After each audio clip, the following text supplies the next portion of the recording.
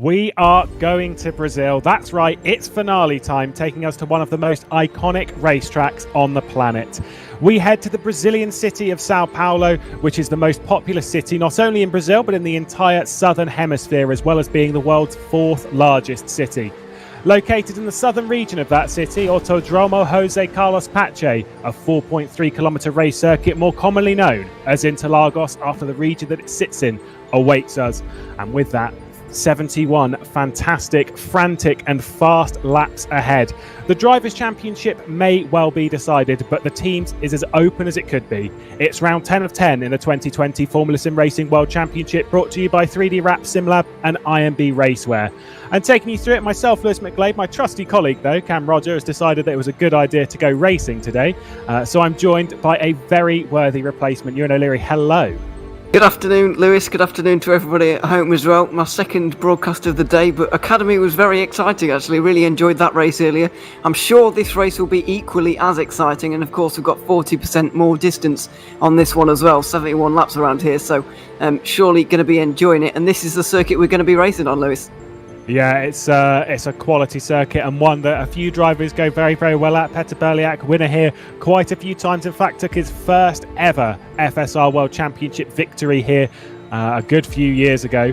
He is obviously back, and after a not so great run back in the previous round at the Japanese Grand Prix, where he unfortunately had a technical issue and ended with a retirement, he'll be looking to come back and end the season on a high. Patel, though, top in the practice session. It's going to be a little bit of a tough call for him. There's the car they'll all be racing in, 776 brake horsepower, 370 kph top speed, which they will be running quite high into on the run into turn one. We're going to see a lot of overtaking here and a lot of potential strategy with the mixed modes at least. Yeah, absolutely. It's obviously very useful for overtaking, of course, and this is what they are playing for. Obviously, the Drivers' Championship is already sewn up, but the teams is wide open, and that £3,000 in cash you can see at the bottom of the screen is split equally, well, not equally, but devised on points, depending on how many points each team gets. That's how much money you get, basically. So, yeah, it's every point matters, as we keep saying and keep repeating in this series. So yeah, going to be a fantastic race, as I said, and teams, as we will mention, I'm sure, throughout the day, wide open. I mean, wide open. There's three teams in good contention. This is how things played out last week, by the way. Ewan Simicic taking another victory, along with the championship, of course, as well. Burst Esport teammate Michi Hoyer coming in second, and then Mohamed Patel was in third in quite a dramatic Japanese Grand Prix. Yeah, it was a fantastic drive from him to get up onto yet another podium. He's not been in the 2020 season for too much, but decided to come along anyway. He's done a few races and been on the podium a good few times as well. Ewan Simicic, then you can see our world champion of 2020, back-to-back with 2019. Peter Berliak, who's directly behind for Edge Esports with 123 points. They've done fairly well this season, at least Peter Berliak's side. Jim Parisas has had a bit of a struggle this season. The real championship fight there, you can see Michi Hoyer, Alex Siebel, Dennis Jordan, David Marocek.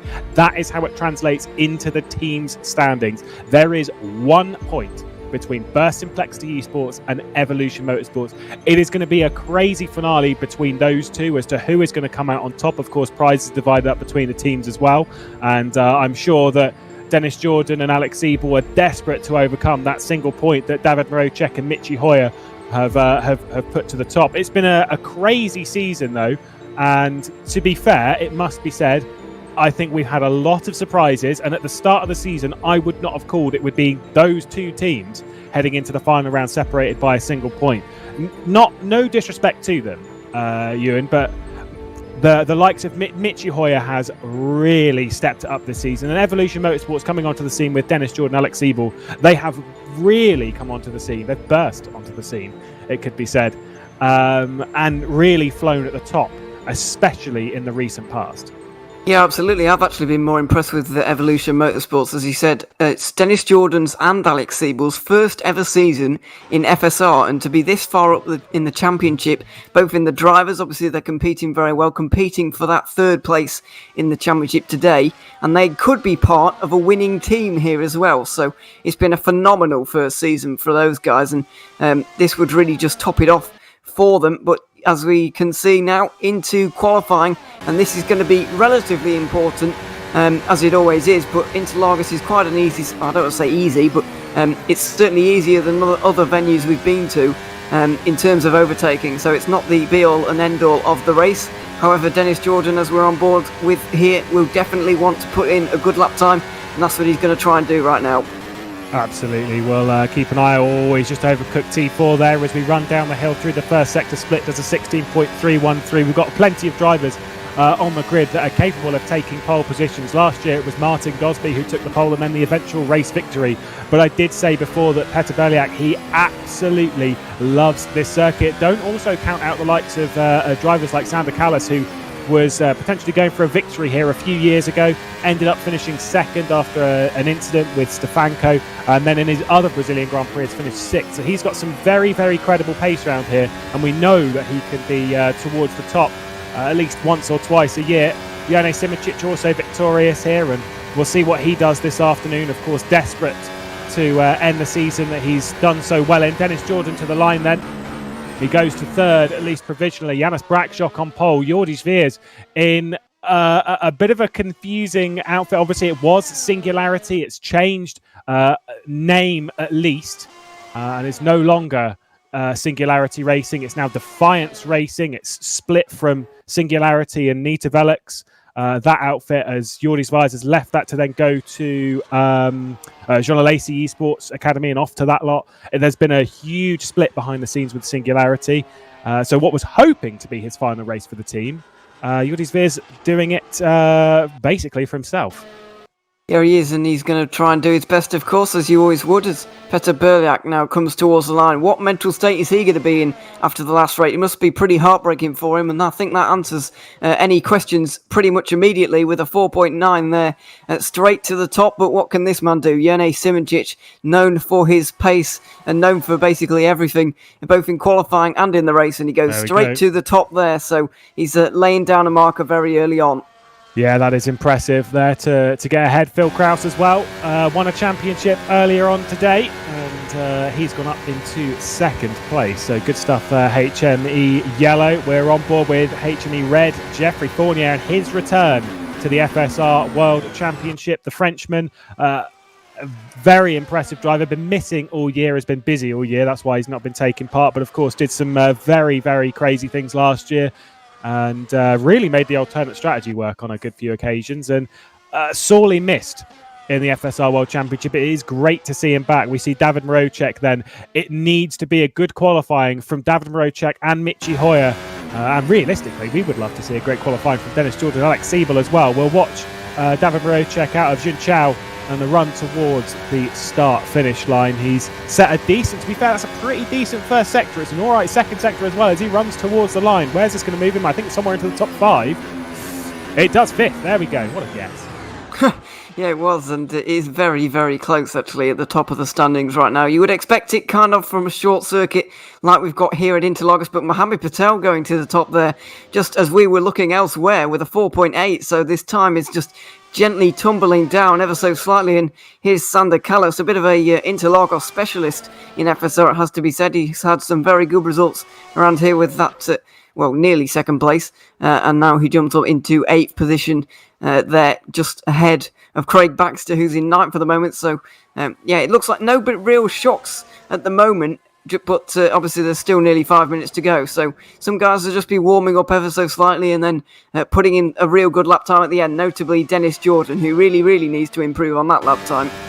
Yeah, he certainly does. We look at Peter Berliak, who set a purple first sector, the 4-time Brazilian Grand Prix race winner. Very, very strong at this venue, and looking plenty strong. We're not sure if we're going to see him in 2021. Of course, he's leaving Edge Esports to go and join the Williams Esports driver contingent. Has made that announcement a good few months ago, so we were aware of that. Might have been about a month or two ago. But he's departing the Edge Esports bunch over there. This is a mighty lap coming in from Peter Berliak. This could be the fastest that we've seen all day. Across the line he goes, and on to provisional pole, a 104.659. That is a very, very impressive lap time from the 2015 world champion. Dennis Jordan can only muster 10th, but Michi Hoyer, one of the people he needs to beat, is only down in 11th position. He crosses the line. Where does he go? Moves up to 5th. Great lap from Michi Hoyer. Yeah, really good improvement there from Michi Hoyer. Probably one of the most... Jim Parisis there. Well, we've never seen anything quite like that from Jim Parisis, certainly this season. And he's jumped himself right up into third, ahead of Jurne Simoncic. I really wouldn't have predicted that at the start of the qualifying session. But now that he's in a bit of a team's constructor fight here with Berliak, he really is stepping up to the plate right now. And yeah, third position, fantastic lap time from him. Also, Philip Kraus coming towards the line for HM Engineering Yellow at the moment. This has already been a good qualifying session for him so far. He's going to come up towards the line now and stick it to the left-hand side. And can he improve maybe even into the top three? He can. Third position, just ahead of Jim Parisis.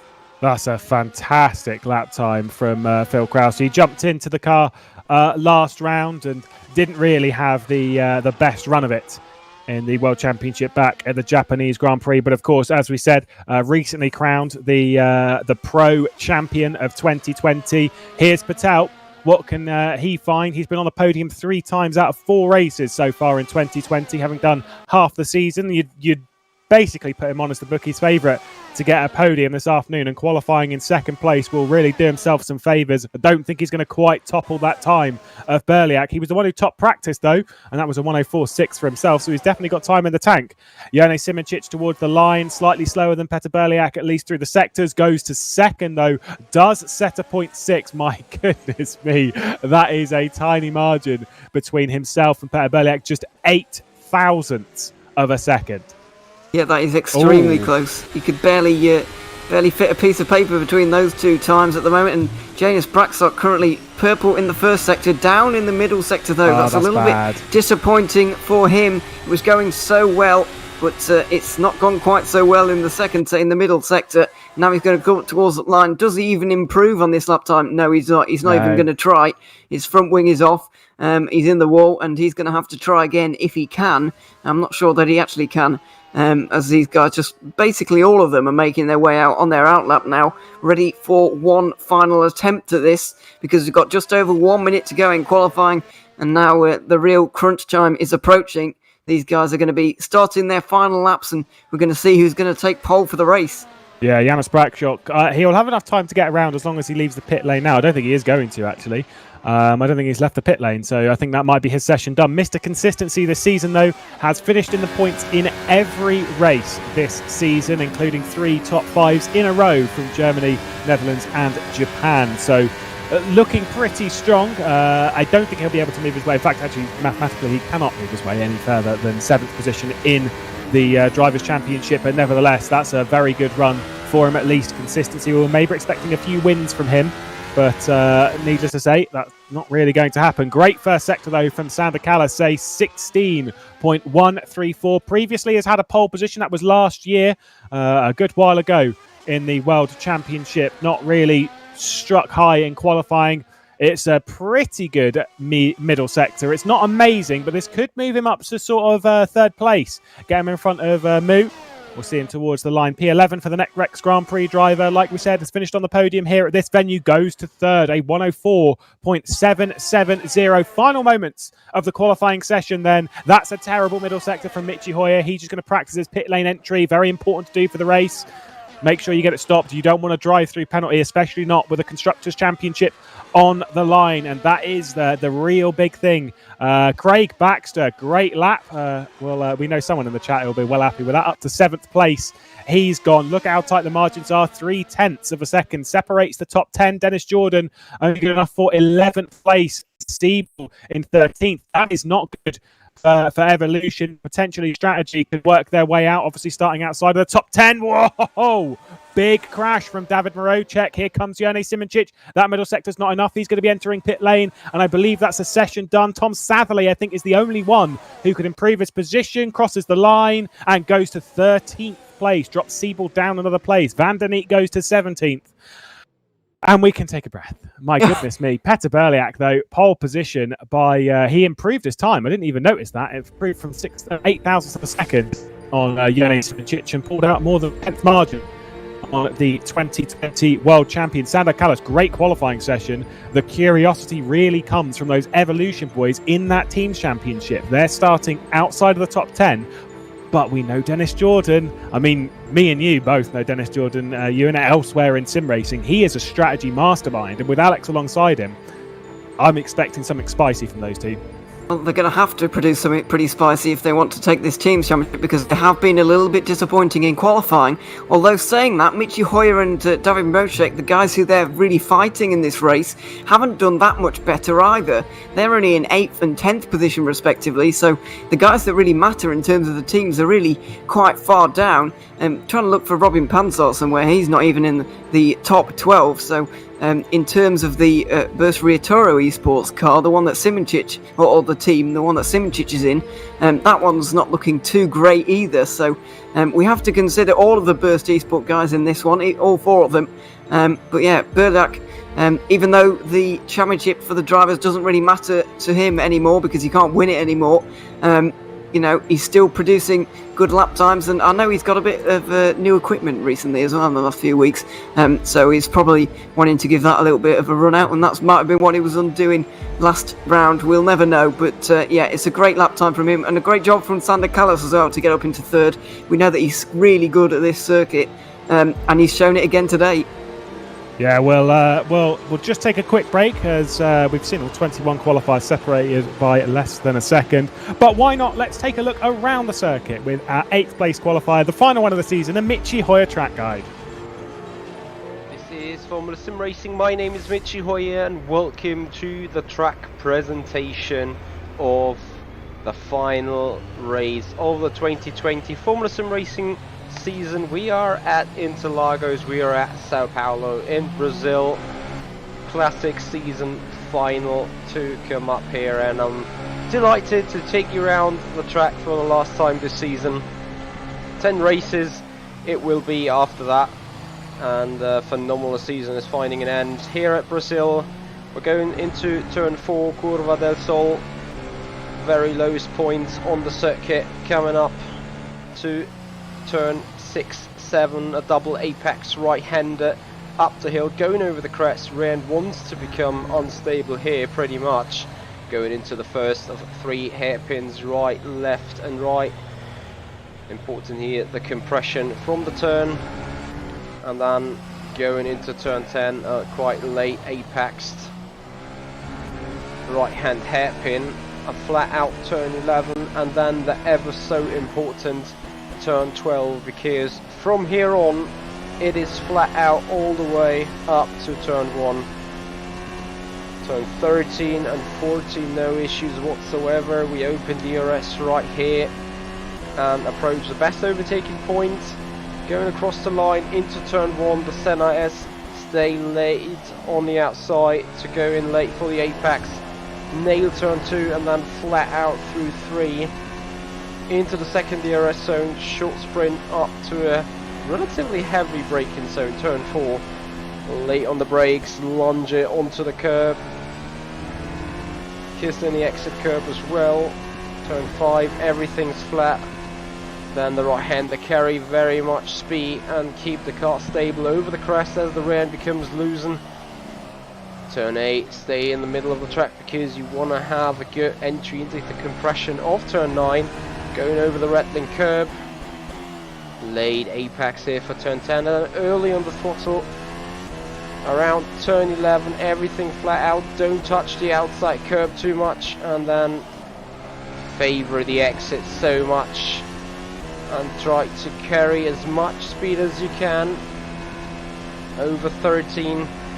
Again, DRS wide open and across the line, guys. That is 1 lap around the technical circuit here of Interlagos, and will be quite interesting with tyres, will be quite interesting with the strategies, and you guys will have a look. 1400, 1630 and 1900 and ACA Pro and World Championship drivers take it out for the win for the very last time in 2020.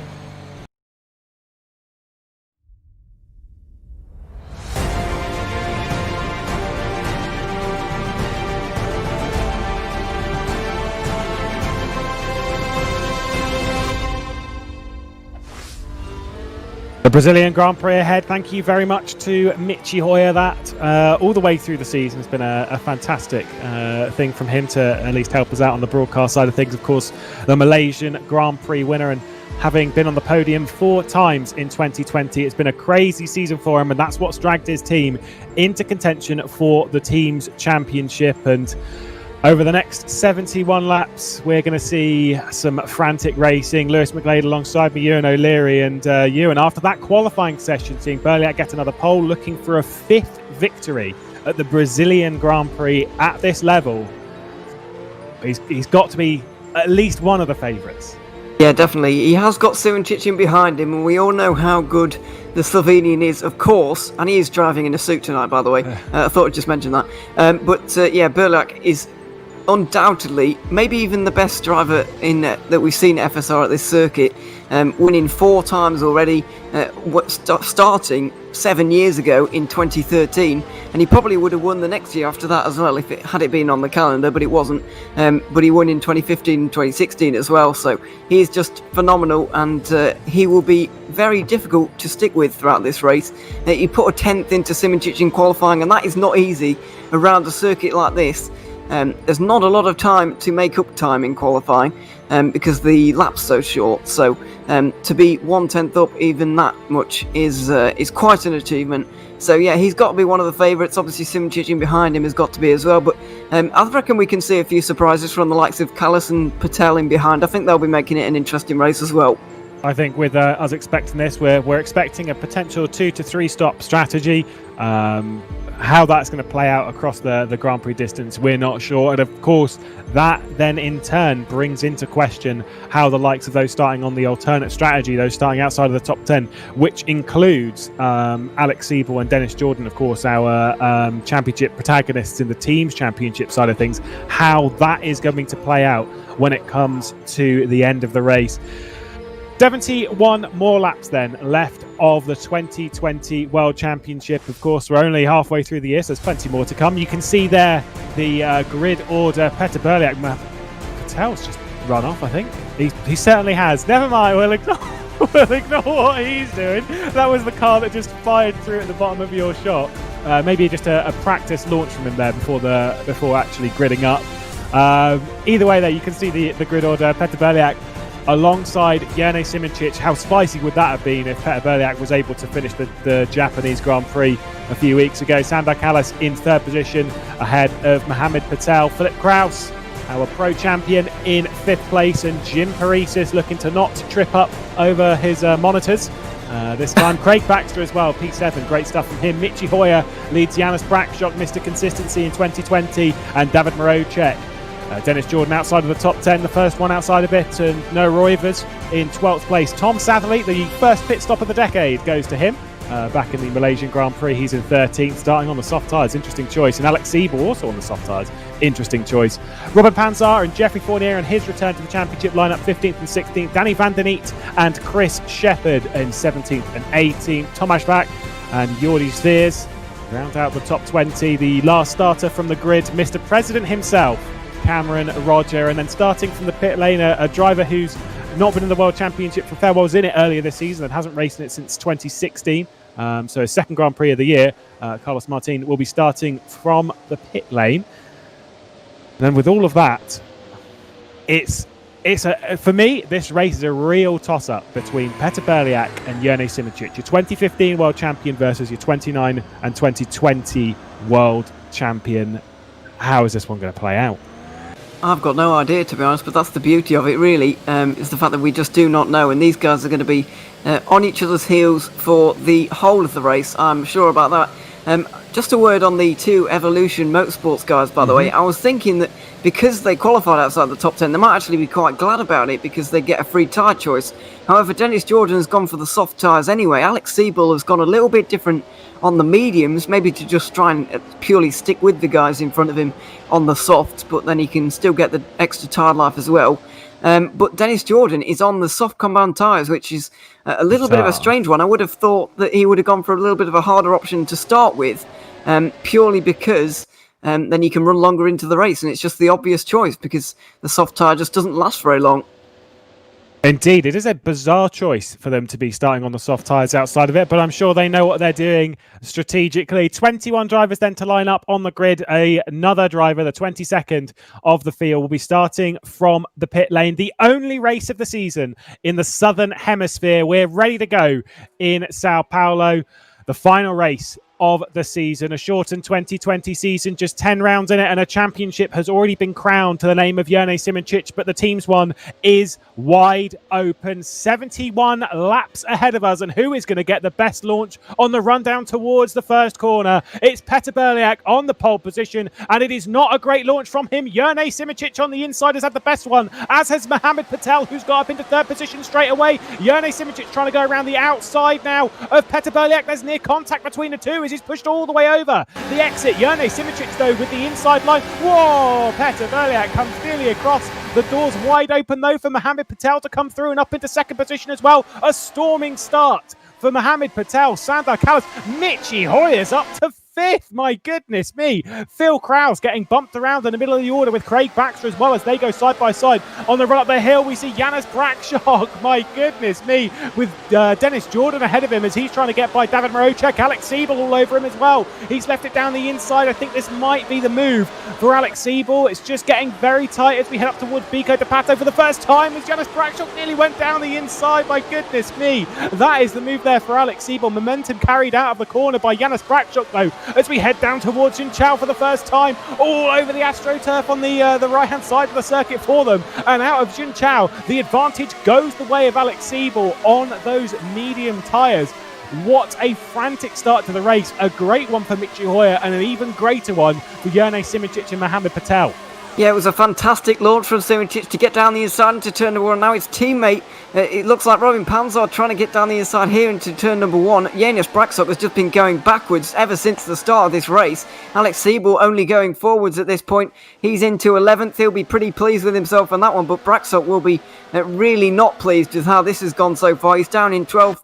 He's stranded on some soft tyres, but at the front of the field, Simoncic will be also very pleased with how this race has gone so far, running a little bit wide there, but he's nearly got his second margin over Patel already. It's a real crucial part of the race already on lap 2. Patel needs to stay within the DRS window of Simoncic if he wants a chance of this race. Obviously, it's not over if he doesn't, but it would really help him if he could manage to stay within a second for the rest of this race, but Berliak really rattled by that start actually. He tried to go round, hang it round the outside at turn 1.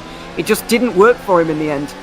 Sandar Callas went slightly right there into Junchao, and now with the slipstream, Michi Hoyer's coming and he's eyeing up a 4th place position. He's going to go to the outside on the run towards the Senna S.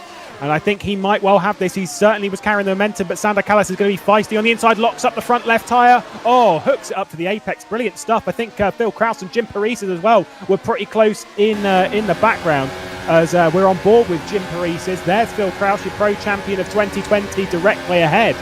I think they were going slightly side by side.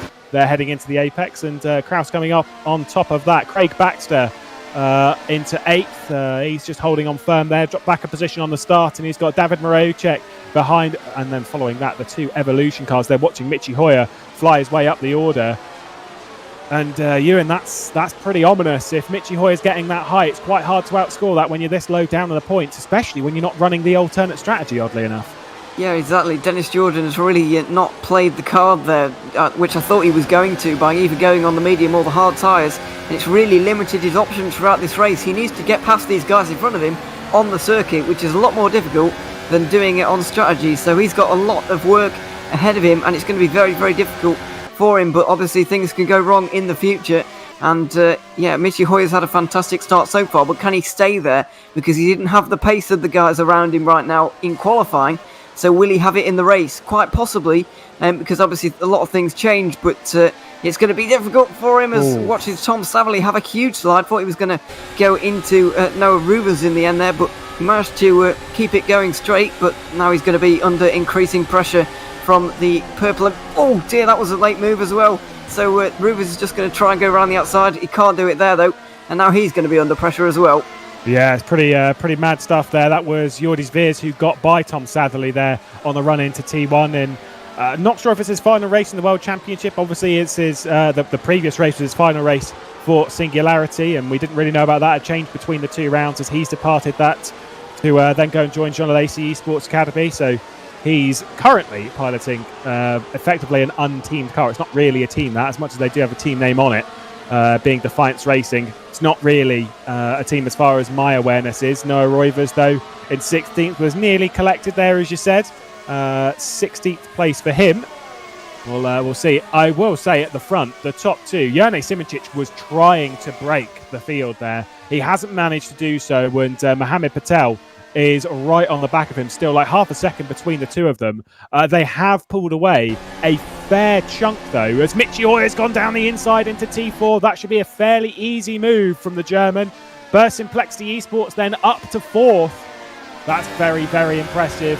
Standard Callis we ride on board with. Oh, he can't hang it around the outside there, surely. Not all the way around. He's going to leave it down the inside. No. Didn't quite work there. A bit of patience there from Sandar Callis, and he didn't try firing it down the inside. Michi Hoy then up to 4th position, 2.7 seconds, a fair distance away from a potential podium on the back of Peter Berliak. We're now on board with Jim Parisis. Philip Kraus directly ahead. That was a nice move from Michi Hoy. Well timed, a fairly simple DRS pass, but well executed nonetheless. Yeah, it just shows the power of the DRS, really. Even down that short straight down into turn 4, it can really, really benefit you. But when you're in a train like we're watching right now, when Sander Callis, as you can see, the letterbox opening, meanwhile in the background, Craig Baxter has actually just been able to undermine what I was about to say and go right around the outside through turn 2. Very good move. Will this allow David Mosek through as well? We could see a 3-wide moment here into turn 4 if they're not careful. Looks like Parisis trying to switch sides on him, go down the inside maybe. Mosek backs out, and so does Parisis. But yeah, as I was saying, when you're in a train like this and everybody's got DRS, it becomes even harder to pass because everyone's got that benefit of DRS. Parisis is going to go for it, and there's contact. There was always going to be contact there into Ferradura, diving it that far back onto the inside, and Craig Baxter's a lucky boy, as is Jim Parisis. That move outside of T1 and 2 basically forced Craig Baxter to be super defensive, and that was what sort of concertinaed them all up. They're now 1.3 seconds off of the top 6 there. Sorry to cut across you, but my goodness me, that was nearly curtains for both of them. Yeah, really, I thought it was going to be curtains for both of them, actually, and they were going to spin back in front of the whole field, and that really would have been a disaster because this is a big train right now, going all the way down to Robin Panzar in 13th position, so it really would have been a catastrophic accident if that had actually taken place, but fortunately for all of these guys involved, it didn't. And these guys continue battling on their way. But yeah, that move into that fast right-hander kind of uphill at Ferradura there, it's really not on unless you are properly alongside, because otherwise, basically, that can happen. You get your car caught, and here we can see his rears. Oh, that is a shame. That really, really is a shame. Here's a replay. We'll have a look. He was going through, I think this was with Tom Satherley. And let's see where he goes. I'm just going to light it up on the curb and then slide. Oh, very bizarre. I think he was losing it whilst coming round the corner, and basically just propped him up onto the curb. We'll see if we can grab an onboard. Here we go. Let's have a watch on board with Jordi Sveers following the go speed through. Takes a bit too much curb, and there we go. Catching, over catch. And into the barrier. Jordi Sveers, his 2020 season, which has had some decent highlights in it. Back at the French Grand Prix, a 5th place finish for him. Did very, very well. Thank you to Dennis. That's actually a nice thing on his helmet. Of course, Dennis Lind, team owner of Nita Felix, and was running the Singularity outfit that he was a part of, having departed that outfit. That was a nice touch on his helmet. Unfortunately, though, very, very sadly, out of the final race of the season. Our first retirement in the final race. Yeah, he just clipped that curb on the inside at turn 2, and it spat him out to the outside curb, which started all his problems, really. Yeah, unfortunate for him, but that's the way things get. It's actually been a really clean race up until that point. I know I might have jinxed it by saying that, but that's the first retirement, and that's the first guy we've ever seen in the pit lane at all. So it has been a very clean start. No front wings lost on the opening lap, which we sometimes do see. Fortunately, we haven't actually seen that on this occasion, so yeah, very clean start from everybody up to this point, and it's kind of surprising given the battles that have been going on. A little bit of luck involved, but also these drivers very, very skilled at what they do, of course, and it's why we're seeing these close battles, but also very clean battles at the same time. But this train, all starting with Michi Hoyer, really, is now becoming under a little bit of pressure as Sander Callas is trying to go around the outside at turn 1. It's going to give him the inside for turn 2, but can he keep his nose down there? Not really. Michi Hoyer pushes him out and retains 4th. Good effort, though. Very good effort to try and hang it around there, but Michi Hoyer just taking a bit too much average speed on the apex for T1, and it didn't really open the door for Sander Callas. He didn't hopelessly lunge it down the inside. This 3 with Phil Krause as well dragging along have broken away a little bit from Baxter, but he's dragging his way back up to it. Speaking of dragging his way back up to it, as Phil Krause was almost looking to the outside of Sander Callas there into Ferradura. Jerne Simoncic has pulled away a little bit from Mohamed Patel, but in all of that, Petr Berliak has actually closed up. It was up to about 2 seconds. He's now closed that up into the back of Mohamed Patel, someone who he's worked with fairly closely. Of course, they were working together, if memory serves, when it was Edge Esports and Jean Alesi Esports Academy last year. They were working together, almost kind of, not really sister teams. They were effectively just helping each other out, trying to get their way up the order. So they've been fairly close friends on circuit, and we'll see how that one plays out. Craig Baxter, though, stunning effort. Currently running in 7th, the lone Defiance racing car now left on the grid is all down the inside. Phil Krause lock up, though, from Sander Callas. Nearly went straight on, nearly lost the rear end, I think. Speaking of losing the rear end, sorry, Philip Krause really nearly did lose it in a similar way to what Zverev did, actually. So it was a very good catch, actually. Should have been a goalkeeper with reflexes like that. But anyway, he's in 6th position and Pro Series champion, of course. Recently crowned as Jim Paresis is going to try this manoeuvre. Pretty kamikaze, and it's not worked out for him. He might lose a position now to Mocek as well. He loves a good attempt into Ferradura, does Jim Paresis. Inside, outside, neither of them worked, but power to him, because if you can make a move stick round there, it's so good to do it around the outside of Ferradura. And then they will go through Bica de Pato and then down the hill towards the final corner on the circuit. Again, another near-death experience for Jim Paresis. We've seen quite a few of this final race of the season. No one's pulling any punches. No one has anything to hide. Soft tyre runner of Dennis Jordan, weirdly, to be honest, still leading his teammate of Alex Siebel, who's directly behind. He's on the back of David Marocek, a driver he really, really needs to get ahead of and start scoring some points. Just a reminder, the drivers of Marocek and Hoyer, and then, of course, Jordan and Siebel in the Teams Championship. Their 2 teams of Evolution Esports and then Burst Complexity are separated by 1 point. A single point. And with Michi Hoyer being in 4th place scoring these kind of points, they need to move their way up the order. Of course, there's still 60 laps to go, Ewan. Yeah, but they do badly need to move up the order. It is true that they do need to get up to basically where Hoyer is. Fortunately for them, Hoyer is holding everybody in a DRS train at the moment, so it's making life a little bit easier for them, but then again, because they're not having to do any catching up, but it is making life harder when they actually do get on the back of cars, because the car in front has got DRS, and that makes things just a little bit harder to get through. It's all stable at the front of the race, really, the top 3 kind of running away with it, but Michi Hoyer is holding up everybody in behind him, and Dennis Jordan and Alex Siebel are struggling to find a way through. Now, I would say that if you're going for 2 hard stints at the end here, so the soft tyre runners at the moment, the pit stop window is probably open about now. With you can do about 30 laps on hard tyres, or at least that's what Cam told me anyway. So you can take that for what it is. But if you want to go for 2 hard stints at the end of this race, then the pit stop window is probably open. But some of these guys might even be going for a medium stint at the end, or maybe even 2 medium stints if they're feeling really brave. Yeah, and we know that these guys are the best at this kind of thing, whether it's looking after tyres, pushing as hard. We've seen it so many times from Jerne Simoncic, changes on strategy that have really, really worked out for him. Of course, in the early phases of his 2019 World Championship run. Distinctly remember it was the Chinese Grand Prix, I think, and it looked like it was going to be a win for Michele D'Alessandro. He was pulling away at the front. He was doing the common 2-stop strategy. Jerne Simoncic, though, went, I'm just going to do a 1-stop strategy. Why not? And basically came out on top in that scenario.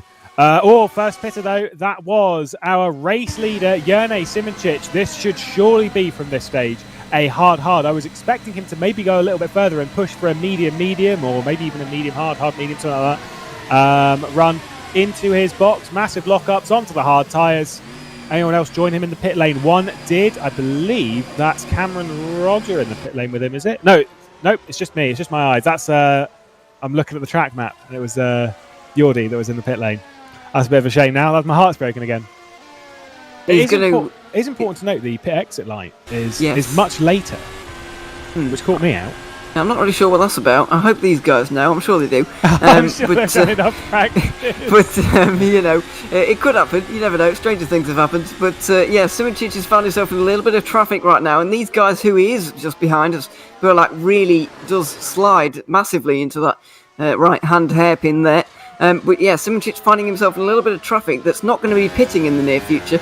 Guys like Fournier, Rovers and Savali aren't going to be pitting in the next couple of laps like those on the soft tyres are.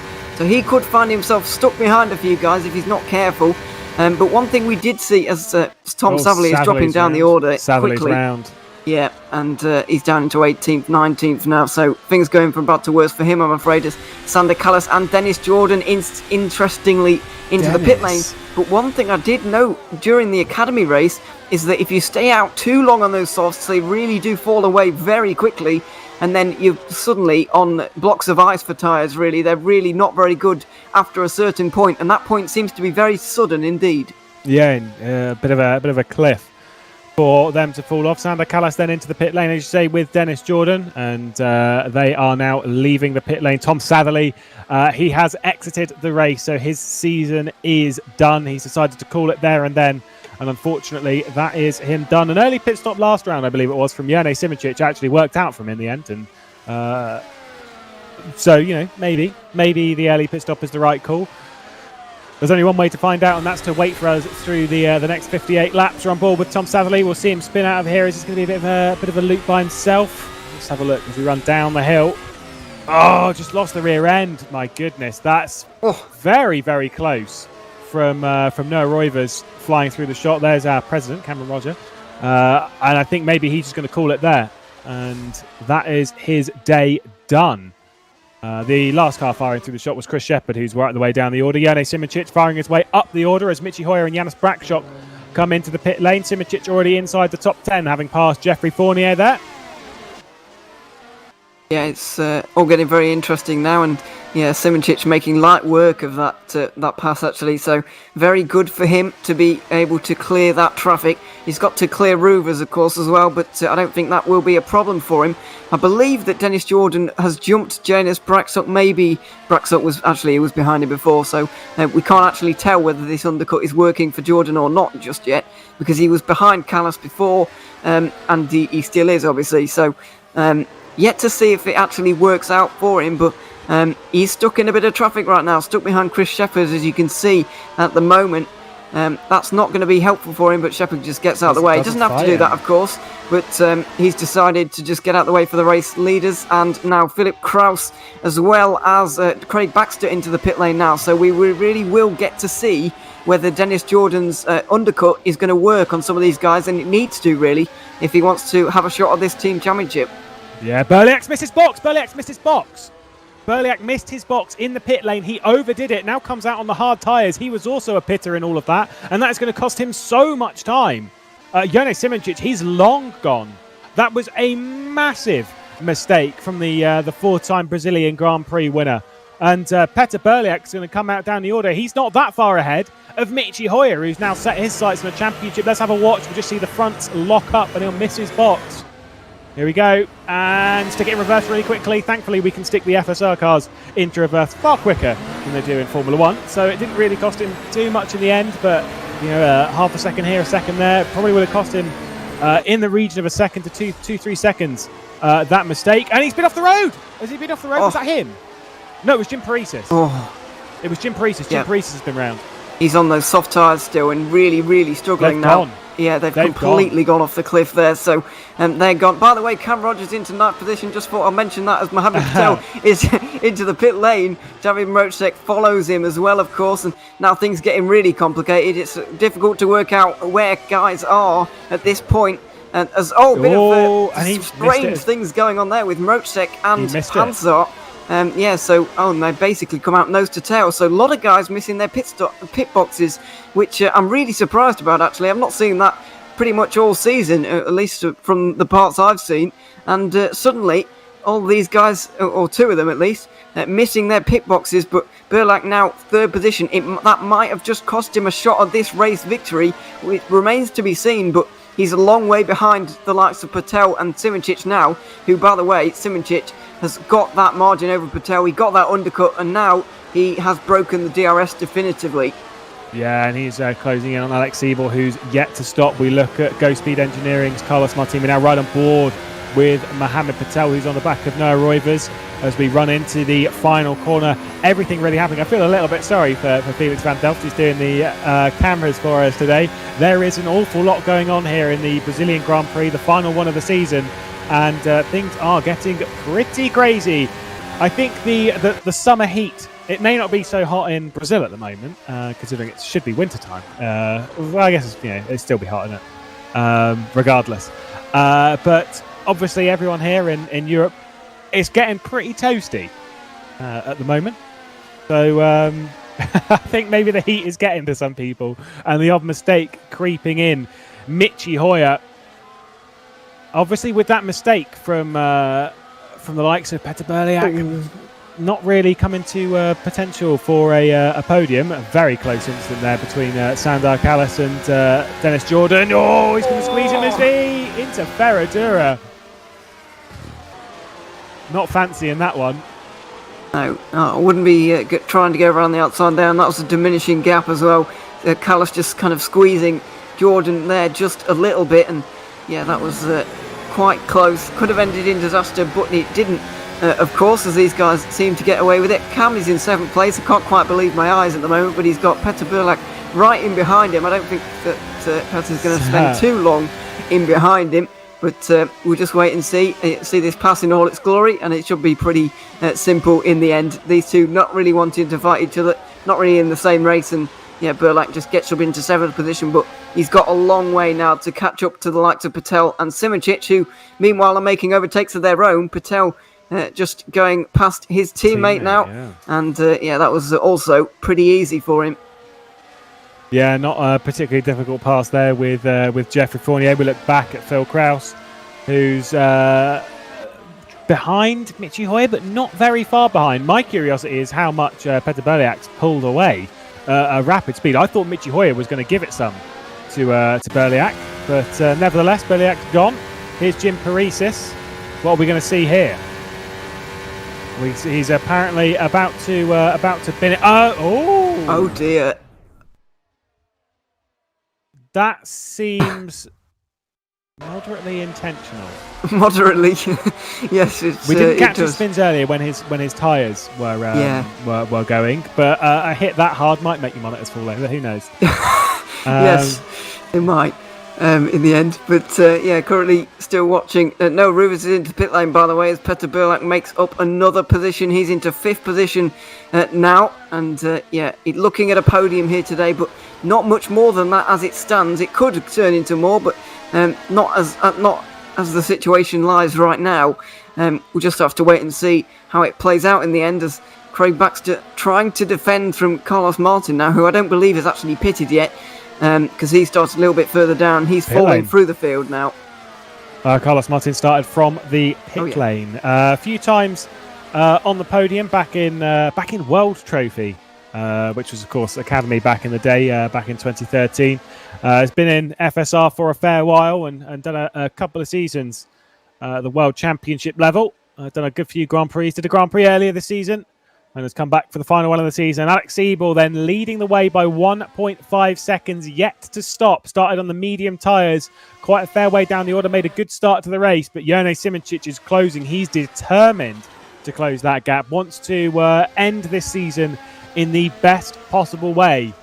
The world champion, I mean, this is pretty ominous. If this championship was going to come down to the wire, I think Jone Simoncic would have the favoured position, especially considering he's wearing a shirt and a tie at the moment. Janis Brakshock, the most consistent driver this season, having been the only one to be in the points in every race of 2020. The Go Speed Racing Team driver not really inside the points at the moment and needs to step it up a little bit. David Marocek gets by, doesn't even really fight that one for David Marocek. So down to 15th he goes, and Marocek trying to close in on Dennis Jordan.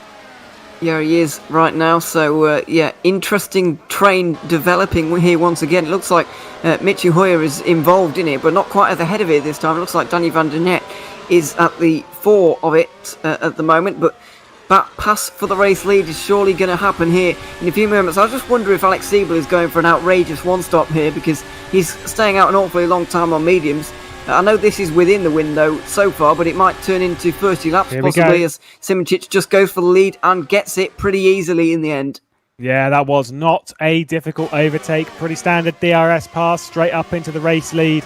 Phil Kraus leading the battle, currently down in 9th position. This is what I was expecting to look at. This is Michi Hoyer on the back of Mr. President himself, Cameron Roger, who was there at the start of the season when Michi Hoyer took that race win back in Malaysia. Down the inside, maybe. Michi Hoyer not really fancying it. Cam potentially find it a little bit hard.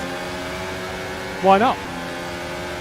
He's certainly putting up a fight while he's here, which is great to see, and obviously he's going to be running quite a long time into this race now, so it's well worth staying up here and just having a bit of fun with it, of course. And Michi Hoyer probably won't be finding it actually that fun, because he's got Philip Kraus right behind him, Craig Baxter not far behind, so he's got a big job on his hands here to try and attack Roger, but also look behind him and try and defend from Kraus at the same time. It's making his life slightly uncomfortable at the moment, but going down into turn 1, he might give this another go, although he does look a little bit further back, as now we've got Burlak on the back of Fournier going down into turn number 1. I don't think this will be a particularly difficult move either. The 2015 World Champion straight on the inside, and Geoffrey Fournier doesn't really fight it on his return to the World Championship. We've not seen much practice from Geoffrey Fournier over the week build up to this, and so I don't feel he's the most versed at the moment, is the Frenchman, but nevertheless great to see him back in the championship. Maybe a little bit frustrated that Peter Berliak's passed him there, not only because that's another position loss, but mostly because Peter Berliak stole his number at the start of the season, the number 97. That's the one that Geoffrey Fournier always picks. That's his race number, so maybe a little bit of frustration there. But nevertheless, 5th place at the moment, obviously yet to see a pit stop. Cameron Rogers still heading Michi Hoyer. We ride on board with Phil Kraus staring at the back of Michi Hoyer. And the thing is, I think Cameron Rogers getting a decent bit of DRS, a decent bit of slipstream from Danny van der Neet directly ahead as well. So could be a bit hard to pass at the moment. Here's Patel on the back of... Is that Siebel? Yep, yes. He's in. No, sorry, I was getting confused then. I was like, oh, what order is everything in? But yeah, so Siebel's into the pit lane. Yeah, he is, and probably not going for the one-stop like I suggested. Maybe that's a little bit of a stretch here into Lagos. The tyre wear pretty high, so he's probably going to be going on the hards now, but he's going to be a long way down. All of these guys have got an undercut on him, and he's playing his way into this race later on, because otherwise Evolution Motorsports are quickly looking like not the team's champions for 2020. He's got a bit of clean air though, and he will enjoy that now, as up in front of him it looks like Pansar and Braxuk might be battling a little bit side by side into turn 4. Braxuk holding on to that position though. However, this is only over P14 right now, and if Simoncic and Pansar want to win this team's championship, then they're probably going to need Pansar to do a little bit better than P15 right now.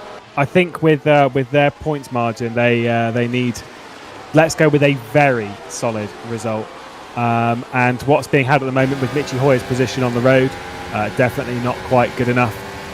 We'll do the calculations as the race goes on. Don't you panic, those sat at home, and we'll work out who's going to be where once we end the broadcast, and we can see who's going to be the team's champion. At the moment, though, I feel it does favour the Burst Simplexity esports team rather than Evolution esports. We look at Danny van der Neet with Cam Roger behind, and still managing to hold Michi Hoyer and that lot behind. Considering the pace drop off of the tyres, this is going to be costing them quite a bit of time, the likes of Michi Hoyer. And it's like you say, it's really dropped them back into like Phil Kraus and Craig Baxter as well. And to be honest, Sander Callis is about to be overtaken by Dennis Jordan for P11. Dennis Jordan's left it down the inside of T4.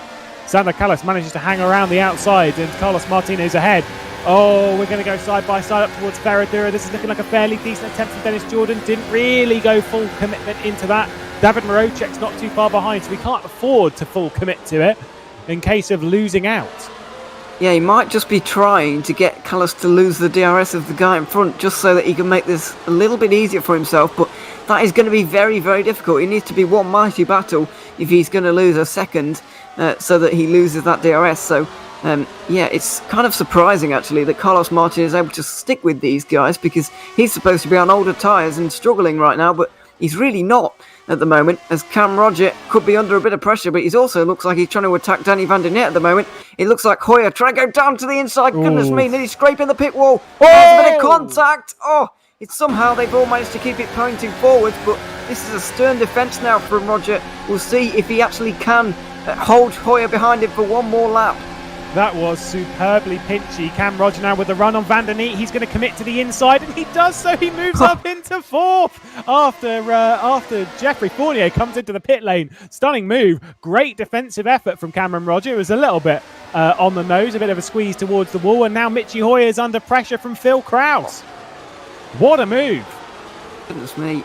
I never thought I'd see this. Cam Roger into P4. This is quite remarkable. What a drive from him. I know he hasn't pitted yet, but he is doing a fantastic job at the moment, considering he normally drives in pro, currently standing into the World Championship race for this round, and yeah, doing a great job of it right now. But I think Hoyer will be able to finally get past Danny van der Net down here into turn number 1.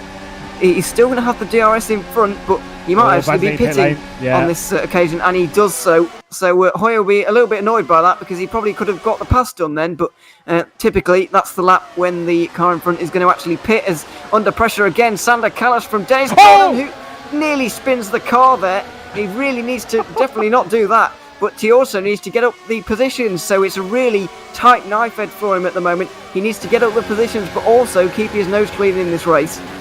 Catching this as well as Alex Evil. I can't believe how many close death scenarios we've seen without actually a crash. Been pretty incredible thus far, and a worthy end to the 2020 season. Dennis Jordan needs to do a bit of work, like you say. He needs to get by the likes of Sander Kallas, the likes of Carlos Martin. Needs to get his way just up the order. At the moment, to be fair, the person that's doing the biggest favour to him is Cameron Roger, who's keeping Mitchy Hoyer behind. Of course, now with Danny van der Neet gone and no DRS, I'd suspect that move should be pretty easy. Cameron Roger, of course, president of FSR and of the WCS League Voltage Series champion. I'm sure that's an accolade he holds very, very tightly. Cameron Roger's going to come straight into the pit lane. Does give DRS, though, to Mitchy Hoyer, so I don't think Hoyer will be too dejected by that. Should allow him to just at least pull away from Phil Krause a little bit. It should do, and Krause himself has got Craig Baxter for company at the moment here on the kind of purple Defiant Racing car, and now going down into turn 4. It doesn't look like he's going to be able to make a move on this occasion, but he is quite close. If there is a mistake, there isn't one, of course, because he's Pro Series champion, of course, is Philip Krause, and to be able to cut off the elation of actually winning that championship just a few hours ago, he's had to calm back down again and go back into race mode for the World Championship race here. So obviously this is a great chance to get a run out for next season, where he will be competing in the highest division here at FSR. But to calm down again after the as I said, after this, surely really, really pleased with himself after winning the Pro Series, of course. So to calm down again after that is a great job so far, and he's knocking on the door of a podium right now in P4 and 5. He could get past Mitchy Hoyer here. He's definitely close enough, and Hoyer hasn't got the DRS, so this is definitely on now down into turn 1. Yeah, we ride on board with Phil Krause, who's going for a 4th place in the World Championship. A fairly easy DRS pass for himself. Craig Baxter a little bit too far behind to try and get anything done with Mitchy Hoyer. As you say, like, he's done a fair amount of laps of Interlagos recently. Thankfully, the Pro Series car and the World Championship car, obviously, pretty much the same.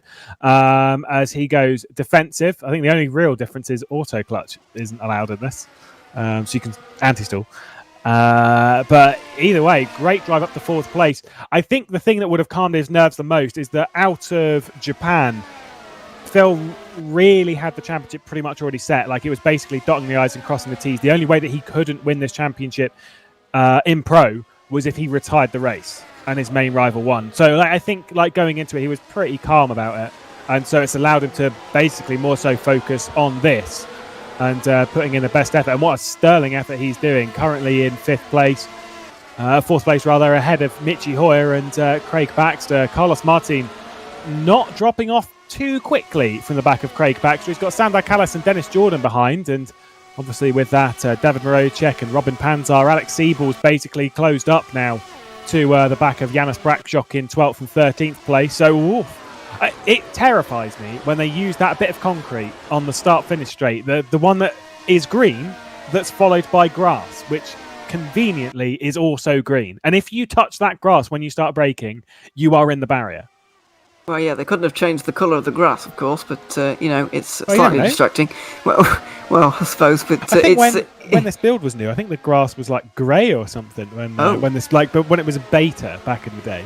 Well, that must have been very weird to look at, but nice. Yeah, it's certainly a difficult one down there at turn 1, because obviously these guys are searching for every inch of road they can find, so that they can go a little bit faster, and that comes with its risks, of course. And fortunately, we haven't actually seen many guys go over the mark so far in this race, especially down to turn 1. Not actually, no incidents down there at all, even on lap 1, where you'd expect it. It was totally clean as wide there for Robin Panzar. Now Janis Brakshock is going to be all over him. It was a really poor run out of Juncal that time for Panzar, and now surely this pass is going to happen, but Brakshock doesn't look like he has great straight line speed. He's got the DRS on the slipstream, but he's not really gaining that much. He's going to have to happen on the brakes. He's braking very late and braked quite well actually there as well to get up into 10th position.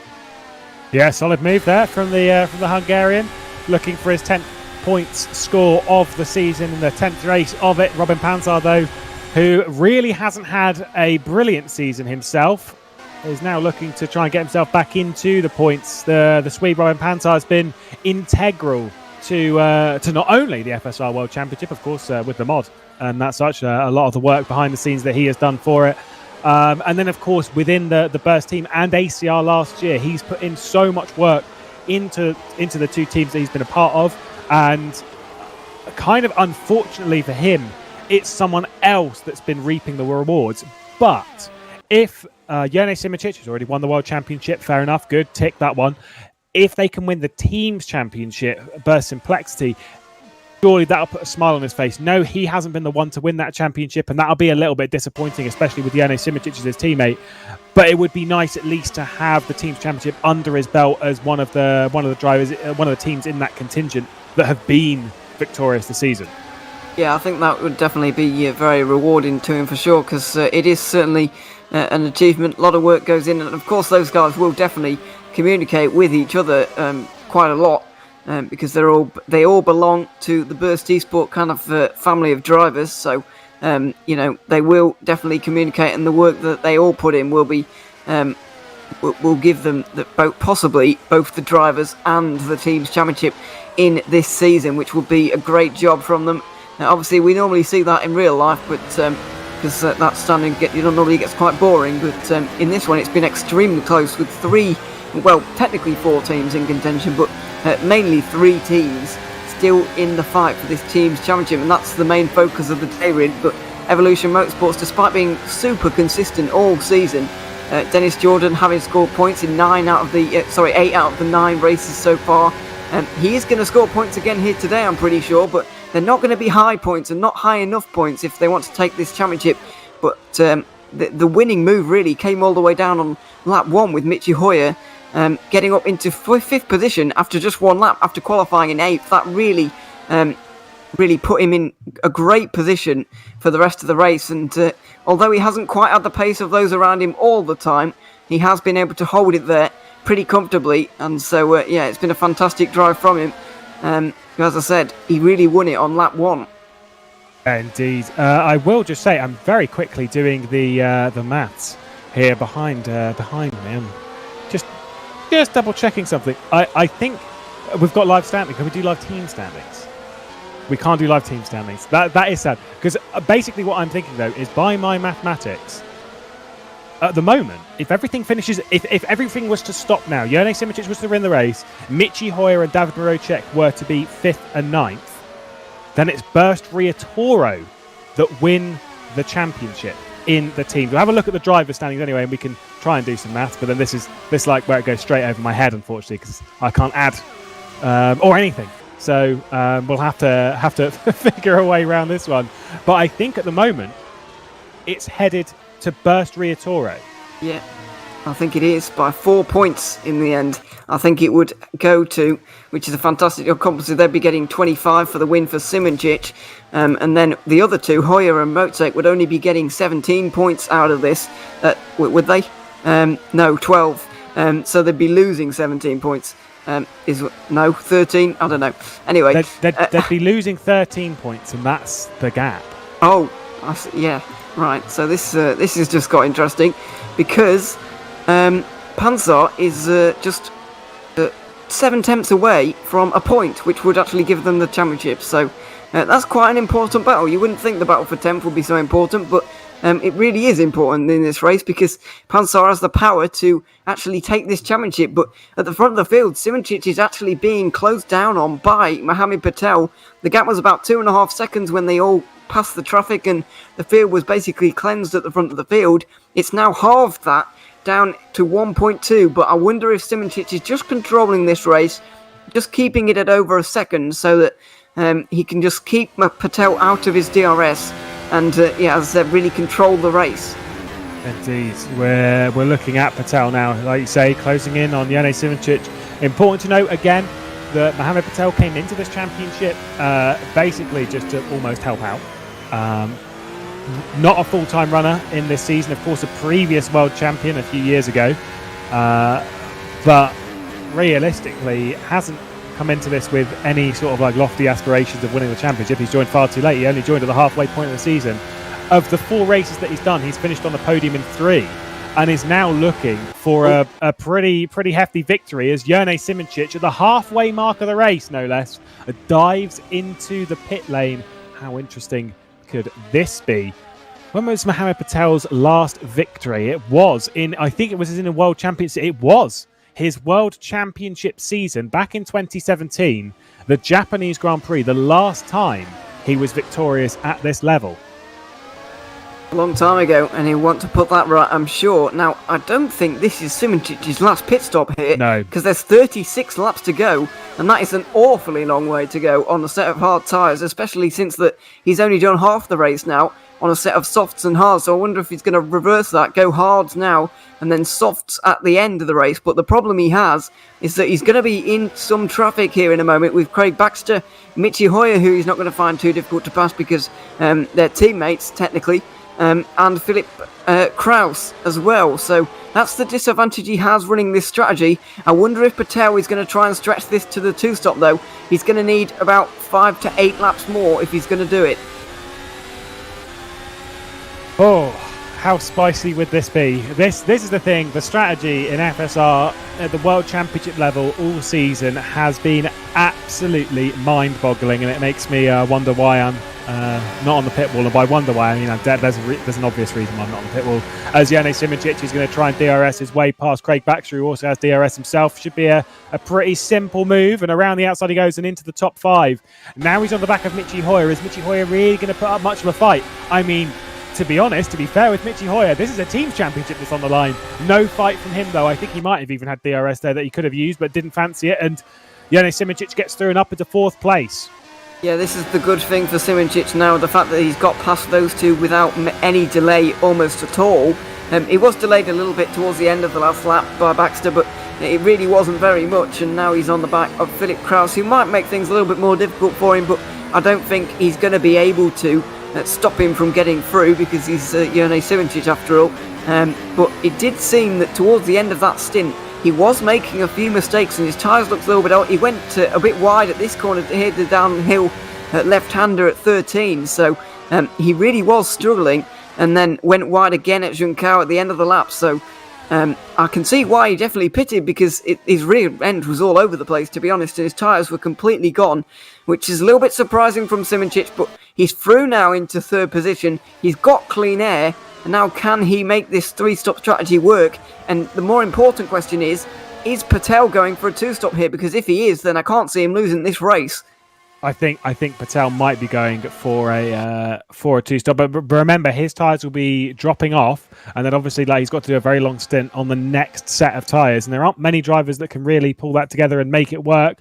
I'm sure Mohamed Patel will give it a good go, and like we've said before, the tyres really do just drop off a cliff in this series. 10 seconds up the road from Jane Simoncic is Petr Berliak, his main rival in the 2020 championship. A little bit further down the order, we've got this train effectively for basically the rest of the order. Phil Kraus, Michi Hoyer, Craig Baxter, Sander Callis, Dennis Jordan, David Marocek and Janis Brakshock rounding out the top 10 in that final points paying position, as we've said before, in a real tight fight between Janis Brakshock and Robin Panzar. Alex Siebel, who's behind that, has pitted. The more recent of this has closed up to the back of this train. I've got a bit of information on Ghost Speed's Janis Brakshock, who missed a consistency this season, unfortunately, for us at least. Or, well, more for Ghost Speed. He's leaving Ghost Speed after this race, his final race, and I'm sure within the team there of Ghost Speed, they've been very proud of the effort that he's put in over the last couple of seasons. Has been right in the forefront and very, very impressive in the FSR World Championship and really put themselves as a staple point scorer at this level, and so I'm sure they'll be very, very happy with that. But departing the team at the end of this season, so unfortunately in 32 laps is out of that team. That's his teammate who's dropped that information, so thanks Tom Satherley. Unfortunately retired earlier this race, but nevertheless there is still next season to look forward to. Absolutely, yeah, there will be another season, as there always is in FSR, and we wonder where Brakshock is going to be for it. Or if he's going to be here at all, because that always is the question at the end of each season: who stays on and who are the new drivers, and that's the things we're going to have to get used to all next year, though, of course. And currently back onto this race, Marocek, and speaking of the devil, Brakshock, really closed in on the back of him, but his straight line speed doesn't look that great, to be honest. And now Alex Siebel might have a go. And big that's Robin Panzar trying to have a go around the outside into turn 1. Bit of a slide, but they managed to keep it side by side through turn 2 as well. Great stuff around the outside from Brakshock, and more sliding from Panzar. Now what can Alex Siebel do down here into turn 4? This could be a very close battle now. Contact, and Brakshock's going to be nearly around. Somehow he's managed to save it, but he's dropped 2 positions, and Alex Siebel is into 10th. Yeah, that was a great move from Siebel to sweep it down the inside. Saw that instant coming, at least from the single view that I saw. I think that may well have been Brakshock just moving over in the braking zone, trying to be fair and trying to give a car width, but I think he didn't quite anticipate Robin Panzar not being fully over to the right-hand side of the circuit. That he doesn't have to be, does Robin Panzar. He didn't have to be all the way over, and I think that was just basically 2 cars coming together. Still going, Robin Panzar then up the position into 11th, but has dropped that one to Evolution. Of Alex Siebel. Heart in mouth moment, yet another near crash scenarios. I think they're coming into the pit lane, a few drivers as we see this incident. It was Sander Callis and Robin Panzar both in the pit lane. Yeah, that's Janis Brakshock coming back across, unfortunately. Close one. Not really sure how to call that, but yeah, it's interesting to development anyway. It was Kraus who came in. Callis who came in, by the way. The cars look pretty similar. As Brakshock also coming, as has Panzar. I wonder if they've had a bit of damage. And Panzar is actually out in front of him. So there you go. Those two still nose to tail. Even after all of their trials and tribulations throughout the race, they're still right next to each other in this race. And the championship changes again with Alex Siebel moving up into 9th. Dennis Jordan up to 7th. What can those guys do from here with the Marocek sandwiched in between them? It's so confusing at this point in the race with 30 laps to go because the strategies haven't all played out yet. So it's hard to do the maths again because it will just change in the next lap with another pit stop or another battle going another way. So yeah, this is really a kind of edge of your seat race, but it's one of those developing races where you have to really watch every lap to really understand what's going on. Because Hoyer is in, as is Dennis Jordan. Wow, I will say at the moment, as far as my maths will take me once again, the championship at the moment, at this present moment, or at least prior to this pit stop, the team's championship would go the way of Burst Simplexity. So it's been in the hands of Burst Simplexity at the start. It's been in the hands, sort of, not really, of Burst Riatoro, sort of in the middle. Is there going to be a swing at some point towards it maybe going Evolution's way? And with Alex Siebel on this alternate strategy, he closed up to the back of this. He's taken the most of this. He's definitely only doing a 2-stop strategy. Yeah. As, to be fair, going this deep into the race, I'm assuming Patel and Berliak do. And if Jane Simoncic doesn't win this race, Riatoro are basically, they're out of it. They need to win this race. Yeah, they definitely do. With Panzer theoretically out of the points at the moment, I believe he's net P12 as it stands. It's kind of hard to work out, but he's certainly not scoring any points at the moment, and they need him to if they want to win this championship in terms of the teams. And things are always a little bit more difficult when there's two drivers to factor in, but currently on board with Cam Roger again, who's finding his way nearly into the points again here on the back of Michi Hoyer, who's trying to get past Noah Ruvers. And now they're going to go into turn one. Is Ruvers going to actually pit here? No, Hoyer's just going to go to the inside and get that pass done. Kraus is in, as is Craig Baxter and David Mocek.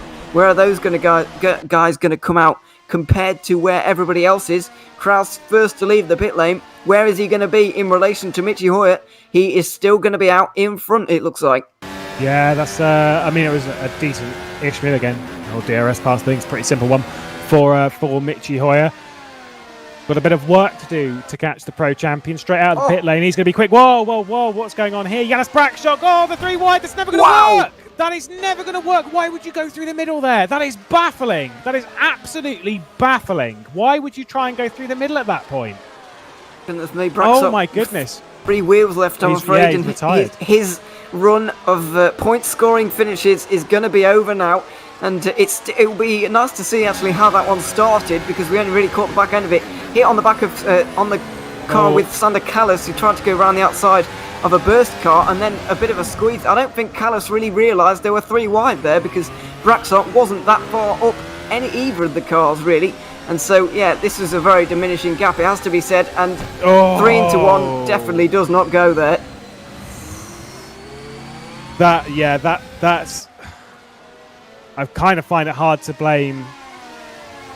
I am not going to put blame on anyone in that scenario, because there's a lot going on there, and that needs a big look at. That is a terrible shame, and not the way that Yanis Brackshot wanted to end his career with Ghost Speed. We'll hopefully see him in 2021 at least. Unfortunately, not the day that Ghost Speed wanted. Either way, though, of course, those the drivers that were involved, that you had David Marocek and Robin Panzar was the third car that sort of like came in and shot. And to be fair, if I was going to put anything on anyone looking at that, I don't think Robin Panzar should. I don't know. That's rough. That is rough. That is not a nice way to end the championship for those guys. Petter Berliak in the pit lane. Is he going to miss his box this time? No, he isn't. Good as gold. Yep, bang on the marks once again, as we would expect from him. It was a little bit of a blip in the system there, it has to be said, from Berliak on the last occasion, but on the hards again. By the way, Mohabib Patel is tyre saving like you would not believe at the moment, it seems, because he is still out there 45 laps into the race on those hard tyres. And so is he going to go for some mediums at the end? That would be quite remarkable if he was able to go soft, hard, medium, considering that Simoncic can't even manage soft, hard. So that would be quite a development, but it looks like that may end up happening. The order down the field is going to be really shaken up after that incident. I believe that Panzar's going to have lost a bit more time, and he has on on David Mocek compared to where he was. But the Evolution Motorsports guys were unaffected by that, whereas both Burst Esport teams were affected one way or another. So maybe they can take advantage of it, but it is still a tall order for those guys to take the championship from this point. Patel is into the pit lane, and now Berliak looks like he might be able to get up into 3rd position. Yeah, Patel's going to be out ahead of Alex Siebel still. Berliak's through and up into 4th.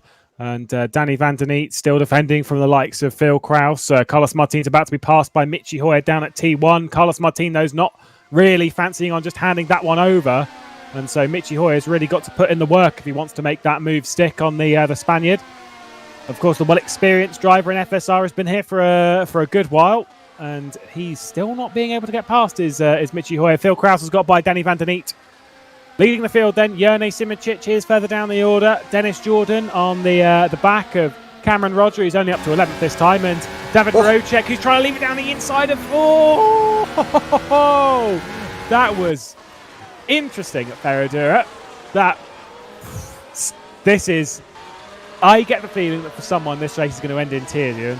Yeah, well, yeah, quite. But it already has actually for Janus Braxton. That is really unfortunate. But these battles are getting increasingly intense, actually. And we said at the start of the day that a lot of these guys have got not a lot to lose, in fact, in this race. So extremely exciting is the two words I'd use to describe the first half of the race. And these guys really going for it now in the second half as well. As we're going down into turn 1 here with Michi Hoyer on Carlos Martin. He can't get through. Looks like Roger has been finally overtaken by Dennis Jordan, who will be glad to clear the Ground Effect Sim Racing driver there. So up another position for Jordan, but he's got some guys to pit in front of him, like Van der Niet and somebody else, Carlos Martin and Fournier, of course, as well. So a few more positions there for Jordan, and it's looking slightly better for Evolution Motorsport, but they still need a lot more to go their way in this race.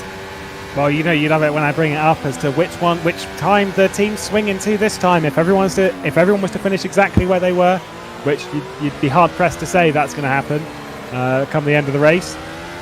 The championship at the moment, though, would go the way of Evolution if it was to finish like this. Goodness me. It would, it is so close, and it would be by 2 points as well over Ria Toro. So I am baffled as to which way this race is going to swing next. If he gets passed by Peter Berliak, by the way, which you'd say is fairly likely at the moment, then the championship again swings to someone else's direction. There is Michi Hoyer finally passed. Sandro Callas is out of the race with a blown engine. Yeah, that's a shame. Cameron Roger, there we go. We've got to get it on broadcast. There'll be a slow-mo replay of that. Don't you worry. We do. That's the first mistake of the day, and here it is in all its slow motion glory. He's been overtaken actually there by Panzer, I think that is. On Rosek, sorry, down the inside, and just going to get a wheel on the grass on the outside here. What a rookie error that is, steering me. And he's off. There you go. Actually, I think it takes me back to the Sebring race in the Virtual Endurance Championship, where we were looking at slow-mo replays of Ed Trevelyan and Johnson, of course, the team owner of Zansho Simsport. Him spinning around at the final corner. It's very much akin to that. Here's Peter Berliak then, trying to go for a podium position on the back of Alex Siebel, a driver who he's been fairly close with across the previous few years in sim racing. Not able to get by just yet. No, just trying to go for it down here into turn 4, you would expect. Don't know if Siebel's going to fight this too hard, because they're kind of running different races right now. And Berliak is just going to go down the inside now. And Siebel breaks a little bit earlier just to make things a little bit more comfortable for them both. And so, Siebel's just going to possibly get a bit of benefit from DRS on the next time down the front straight. And we'll see what tyres he puts on actually down at the pit stop. Is it going to be mediums, or is he going to brave the softs? He's going to need to take those tyres a little bit further, and possibly even 10 laps further, at least 8 anyway, if he wants to put soft tyres on. But that would allow him to be very fast at the end of the race. So it's an interesting conundrum now for Alex Siebel, because he still needs positions. When this all shakes out, he is not going to have that 4th position. He's going to be nowhere near 4th, so he really needs to make progress on those softs, or whatever tyre he's going to put on at the next pit stop. He'd need to be an absolute bullet. You're very much right. As being told at the moment, with Alex Siebel dropping down that position on Peter Berliak, it would be Burst Ria Toro winning the championship by a single point at the moment. But there is so much to play for over the next 21 laps. Who is going to come out on top of this teams-wise? We don't know. It is a tight fight, 3 ways in the teams championship. Sure, the drivers championship may well have been sorted, but this is just as exciting. The thing is, though, is a drivers championship, like it's almost a bit more simple in the sense of, like, as a driver in the car, you can kind of keep track of it. When you're in the car and like you're trying to drive, you can't work out the teams championship. You just like, I've got to go and I've got to finish as high as I can, and that is it. There is no other question. There's no like, are we within a point, within 2 points? What are we doing? Doesn't matter. Just do what you can do. There's also less control in there as well for an individual driver, because you can't control what your teammate's doing, of course. When you're Robin Panzer and you've got Ewan Simoncic for a teammate, I bet it makes life a little bit more, or you rest a bit easier, knowing that Simoncic is going to probably win. But for other guys, you do sometimes. Obviously, there will be a level of trust there between teammates, and they will know each other, but that you can never really control what somebody else is doing. So it's a lack of control for these guys, especially in the teams, and it makes things a little bit harder to work out, because you've got 2 scores to add up instead of 1, which is a bit annoying, but it does mean that this championship keeps on changing almost around every corner at the moment. When a pass is made or a pit stop is made as well. So yeah, it's just endlessly developing, this story right now, and eventually we're going to be able to find out who on earth is going to come out on top. Is Yannick Simicic going to win this race, though? Realistically, if Rio Toro, like we've said before, if they have any chance, if they have any hope, any aspirations of winning this championship, as Cameron Rogers now been passed by Robin Panzer down for 13th place. So Cam not having the ideal race. He was looking to potentially score a point this afternoon. That was his hope and dream anyway. He's tried a few times to the World Championship and yet to score a point at this level.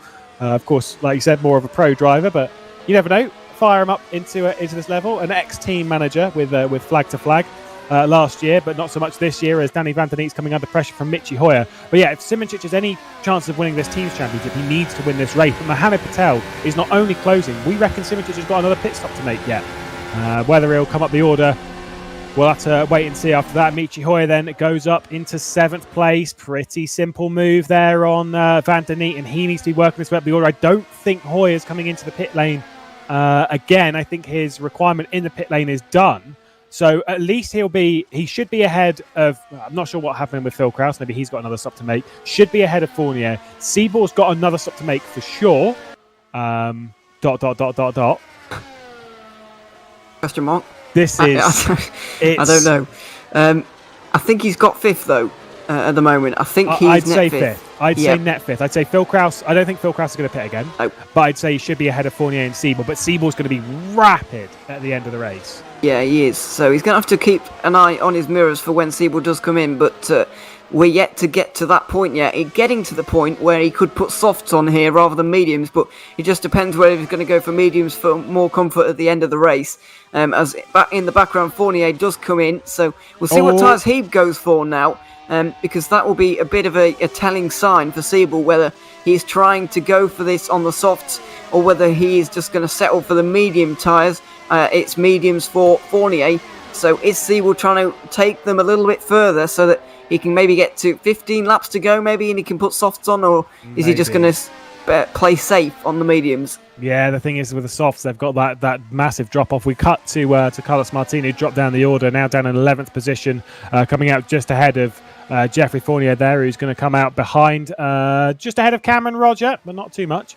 Carlos Martin spun out of Junchao on the previous lap. That's why we cut to him. And he's dropped down from inside the points down to 11th place after starting inside the pit lane, but yet to make his final pit stop. Jeffrey Fournier there, like you say, going to go to the end of the race from here. And I think points are definitely on offer for the Frenchman. It should be at least. It just depends on when everyone else comes into the pit lane now. If I was Alex Siebel, again, do I want to touch the soft tyres? It's the start of the race, they lasted 13, 14 laps. You've got to take these a few more, but then you're going to be so fast at the end of the race. Yeah, absolutely. And he's going to be around guys who are on old hard tyres, which are going to be extremely slow compared to new softs, of course. So that's an interesting one. It's a balancing act, really.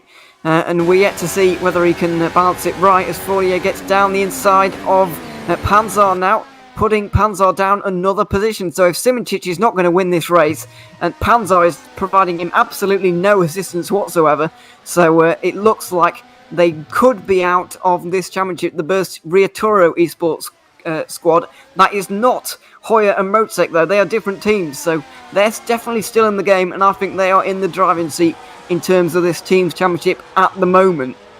At the moment, what we've just been posted is that Evolution, if everything stands as it is, will win the championship by a point. But with that extra pit stop coming for Siebel, it's going to really spice up the order. Who's dropping down?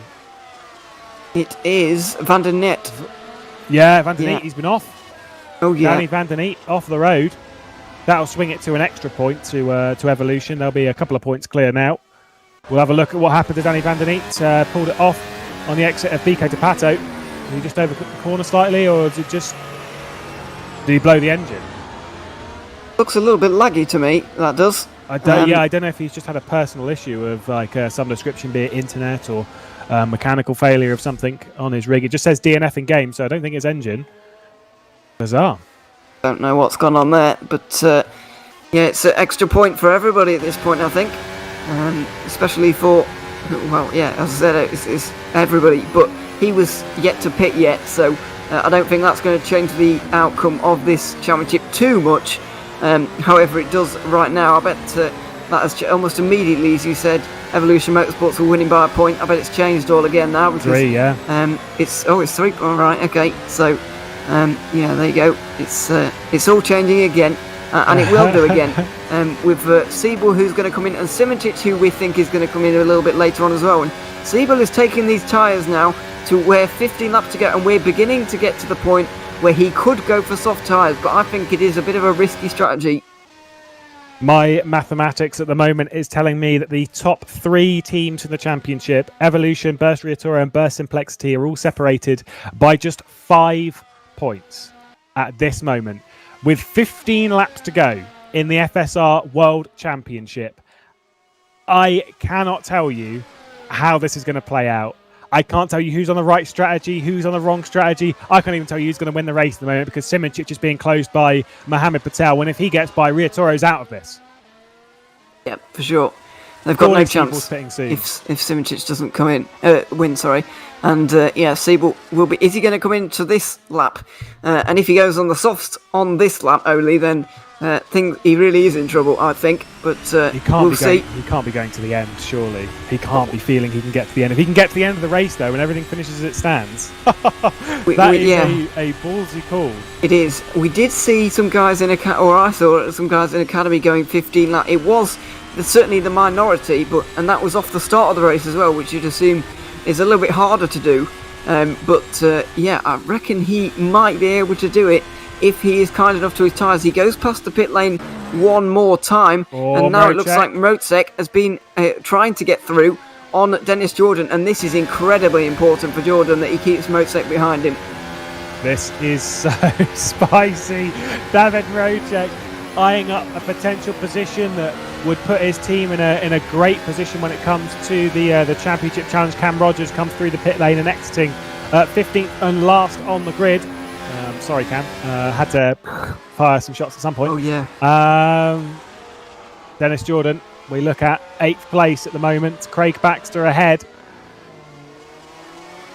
Are these tyres going to last to the end of the race for most of these guys? Jonas Simoncic continues at the head of the field. I think he might be trying to go and reach the checkered flag. We'll have to wait and see. Does Alex Siebel pick this time to come into the pit lane? No, he doesn't. I got panicked there. I thought he was lining it up to have a very fast entry into pit lane. Phil Krause doesn't, of course. We think Krause and Hoyer are going to the end. There's a few question marks over some drivers, the likes of Simoncic, the likes of Siebel.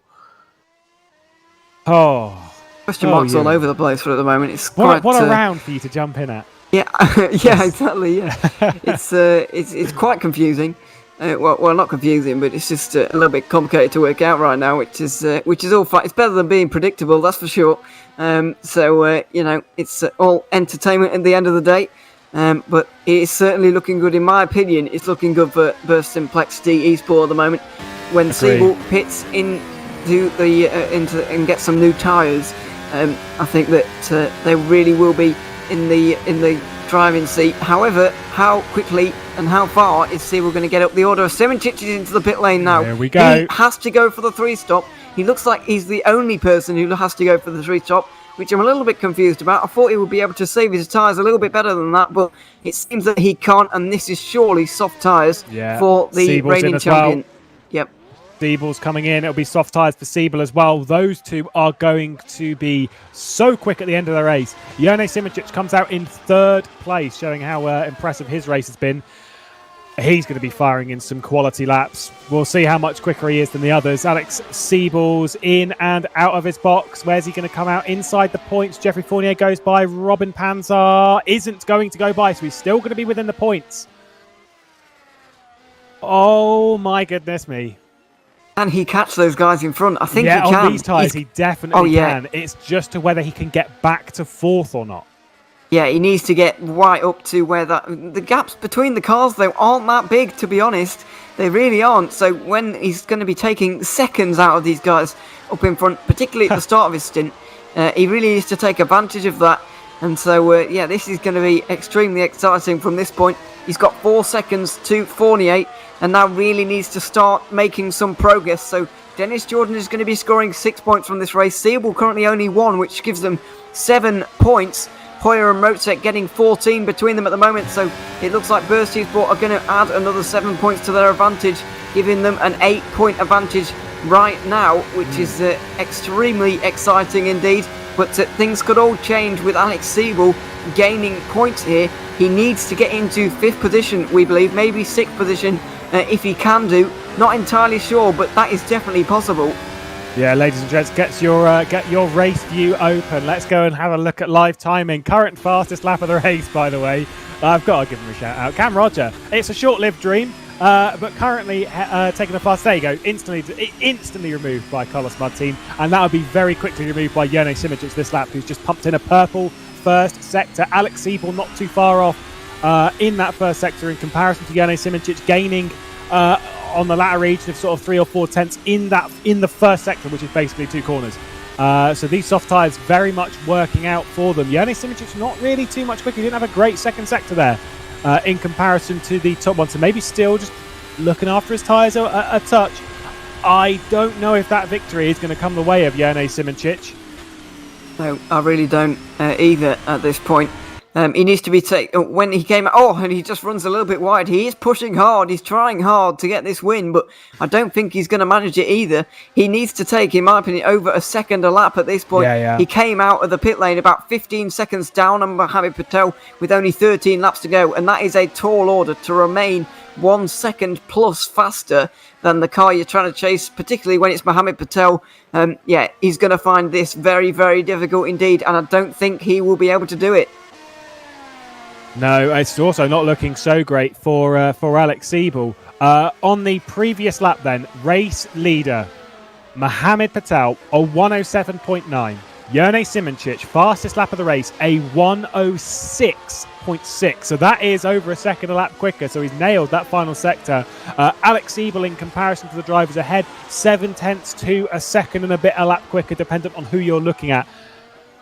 I get the feeling that it might be a little bit too much for Alex Siebel, a bit too much of a mountain for him to charge if he is going to try and get this team's championship. And when you think back to earlier rounds of the season, that disconnection for, if you want to look at disconnections, look at Jone Simic's disconnection from the Dutch Grand Prix.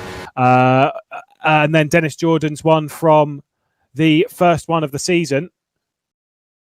And now we've had a slight technical issue. Apologies for this. Are we still live? That's the question. Okay, perfect. We'll do radio play. That's fine. I don't know how much you can help out, Ewan, but either way, Mohamed Patel currently leading by 8.2 seconds.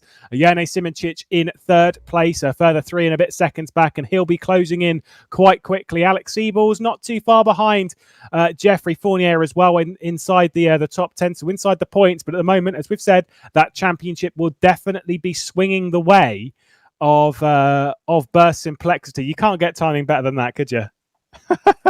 No, not really. I've got no idea what's going on right now. I'd like to point out, but it sounds exciting anyway.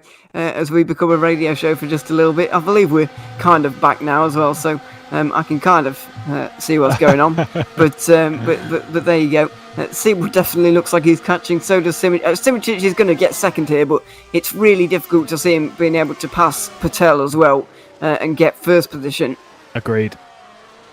David Morocek at the moment doesn't actually need to pass Dennis Jordan, but he'll have some slight concerns over Dennis Jordan's teammate Alex Siebel, who we look at now in 10th place as the broadcast resumes normally for Evolution Motorsports in 10th place, closing rapidly. David Morocek had a wee look to the inside at T4, and Alex Siebel's closing on the Frenchman of Geoffrey Fournier. To be fair, though, he's got to close about 7 seconds, but actually even more than that, because we said he's got to get to 4th. He's got to close 10 seconds over the final 8 or so laps of this race.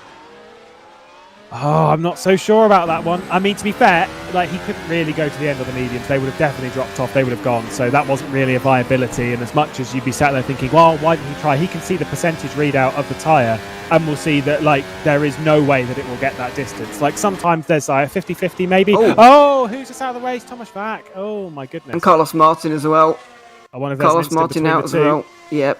Definitely an incident here. The corner after Ferradura down there at turn 8. What on earth has gone on here? This is Robin Panzar, which is not particularly helpful, but it doesn't work. There we go. We don't have a replay of that. We have no idea what's gone on. The game there, crash doesn't really help there.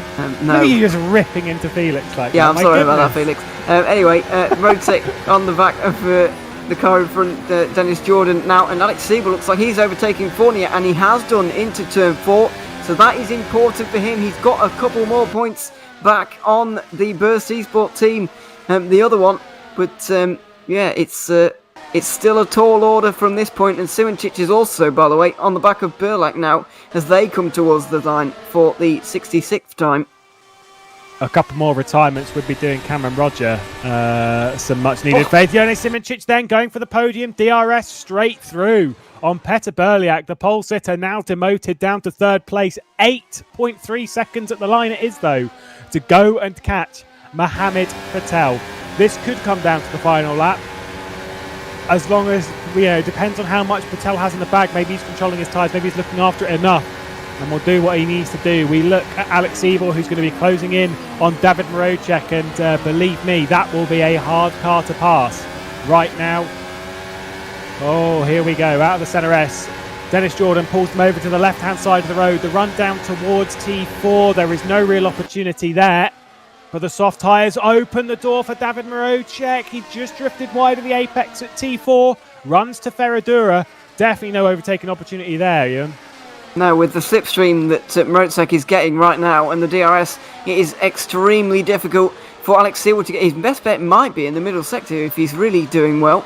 But on the straights, it's not likely that he's going to have much of a chance. I reckon maybe down that corner there, the hairpin right-hander might be a good bet, but it's always a risky one going for it there. He needs these points though, does Alex Siebel, and so does Dennis Jordan. And now they're going to come onto the straight again. He is close. He is closing as well, but will he be able to make this move down into turn 1? This should be a fairly easy move again, as much as there's the slipstream. That's it. That's beautiful from Dennis Jordan, who basically pulled Marocek over to one side of the circuit. Oh, a little bump of the wheels between Siebel and Marocek. So Siebel up into 8th place. This surely isn't going to be a particularly hard-fought move. I think Dennis Jordan's going to hang it to the right-hand side because Marocek's not really going to be close enough, and Alex Siebel's through. Marocek is surely going to try and fire something through. But no, he doesn't. Alex Siebel then up to 7th position for Evolution Motorsports. Dennis Jordan down to 8th.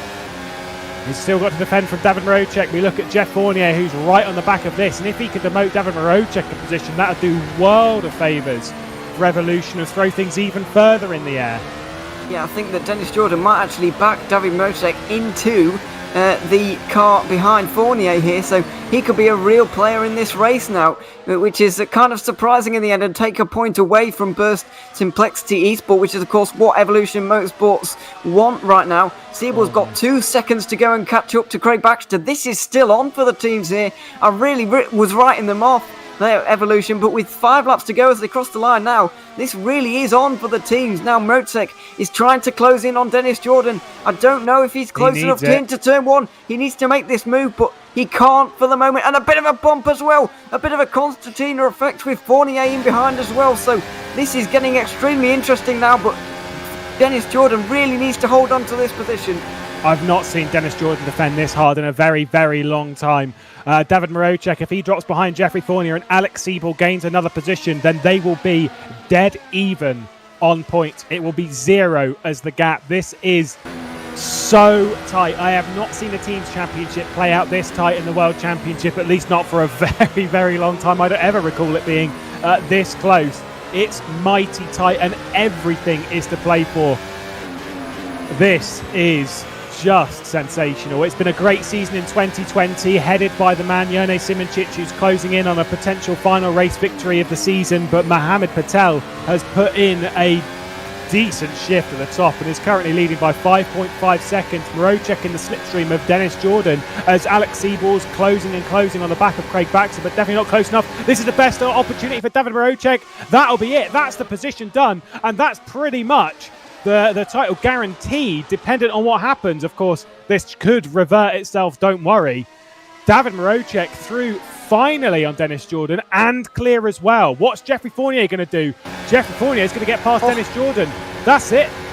That's surely it now. Yeah, definitely. He's lost another 3 points, so 6 points now is the advantage for Burst Esport. If Siebel can get past Baxter and Hoyer, then maybe this is still on, but Siebel's got a tall order in front of him right now. He's got to pass Baxter, catch up 2 seconds to Hoyer, and then pass him as well in the space of 3 laps when they cross the line. It's looking increasingly unlikely now.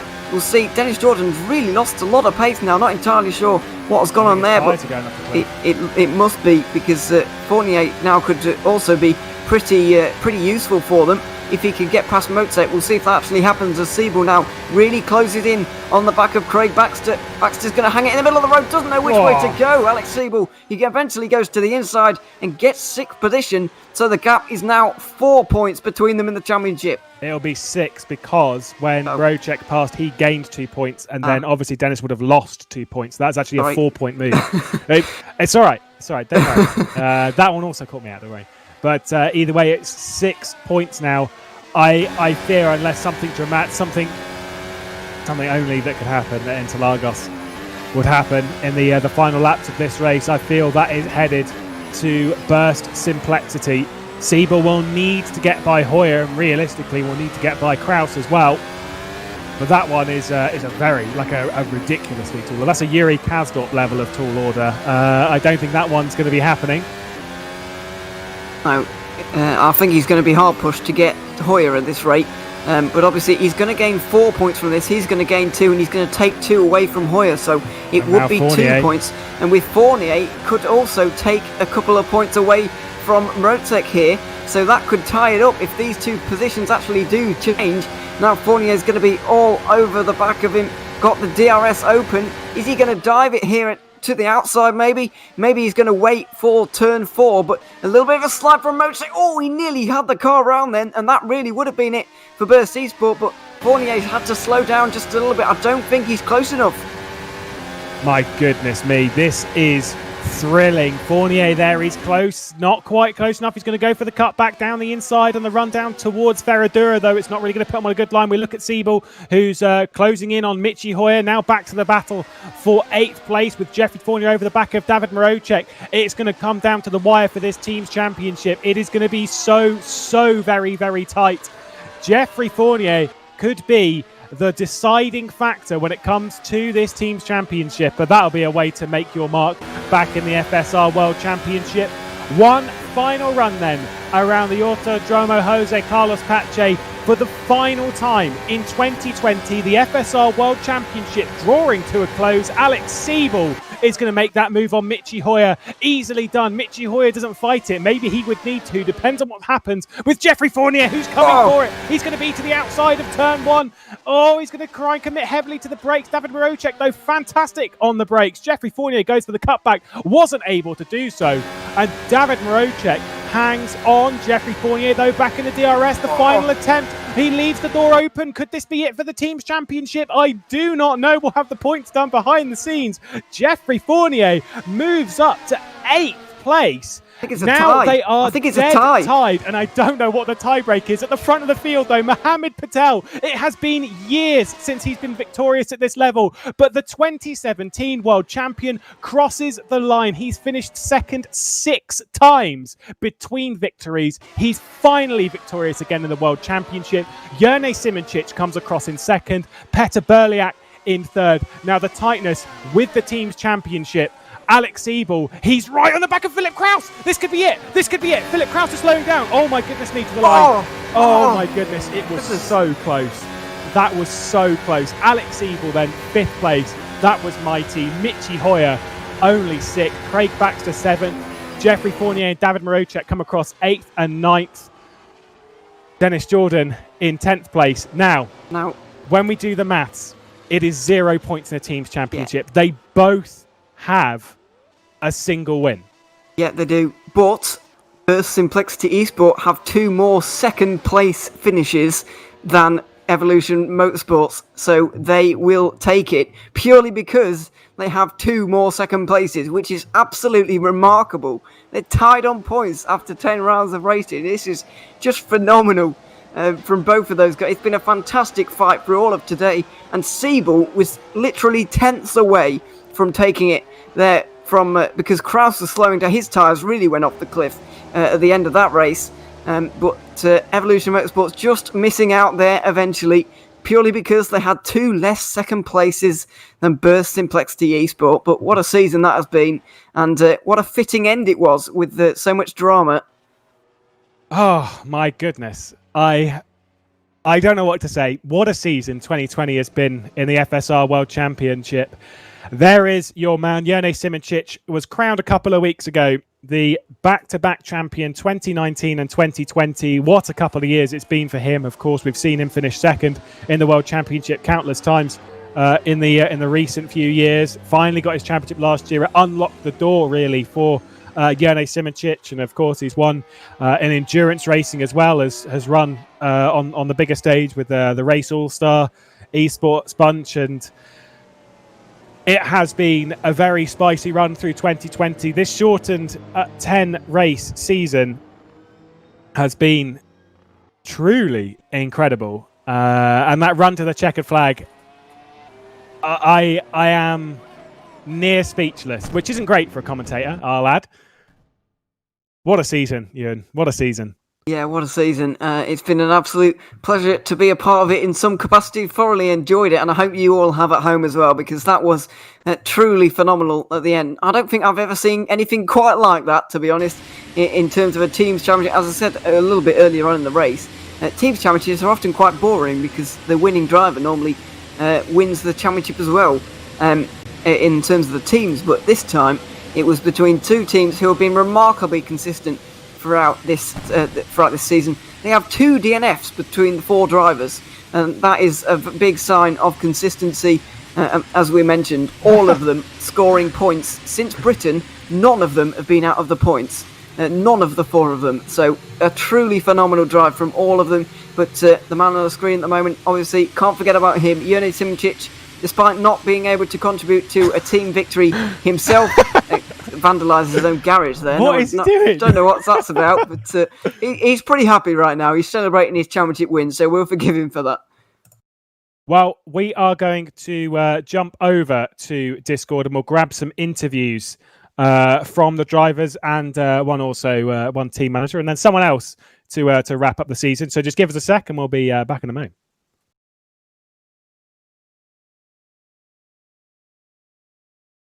Through the there we go. Now I'm going through the broadcast again. Right, so we will grab an interview very, very quickly then from Mohammed Patel. Now, it's been a little while between victories for you, Mohammed Patel. Obviously, the last one back in 2017 and your World Championship run. What a race, though. Strategy masterclass and a very well-deserved victory. How's it feel? I guess the first thing is it was like finally, because I've had a couple of moments where I guess in 2018 and 2020 that I was close to winning, and a mixture of my own mistakes, bad luck, and maybe a torpedo of an Italian sometimes would hit me in certain corners, but that was okay. Finally I got the job done. I have to say a huge thanks to said Torpedo for helping me with strategy today. The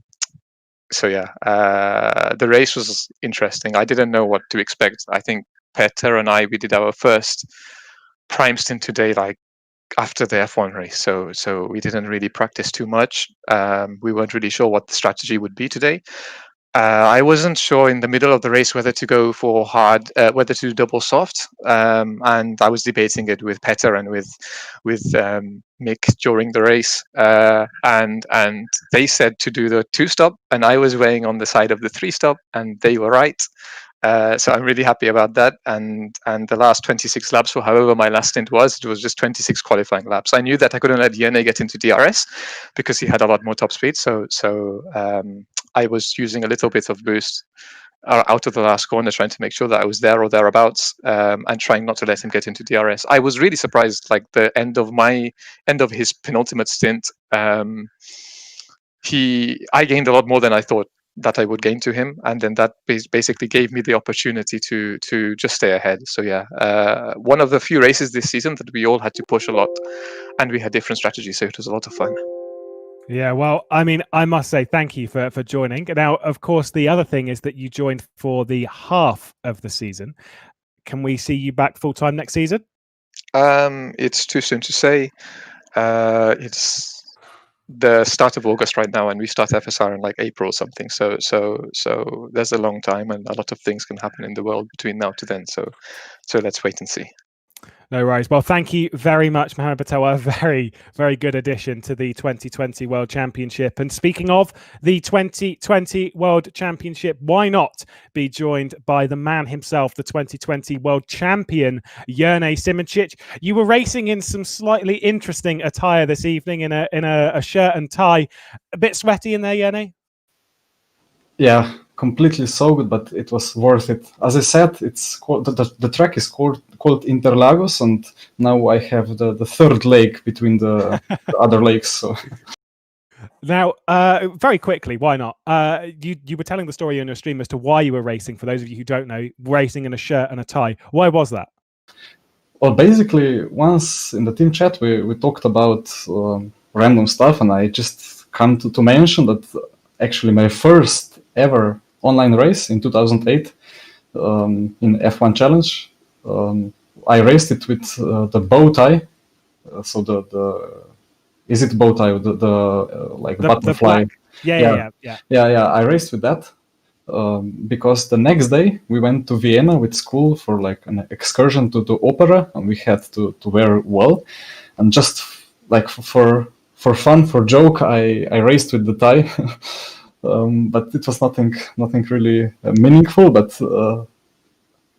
some days ago I mentioned that, and the team were like, "Well, race with the shirt and a tie." And unfortunately, I lost the bow tie that I had 12 years ago, but I have still the soft colored tie. So yeah, I got that.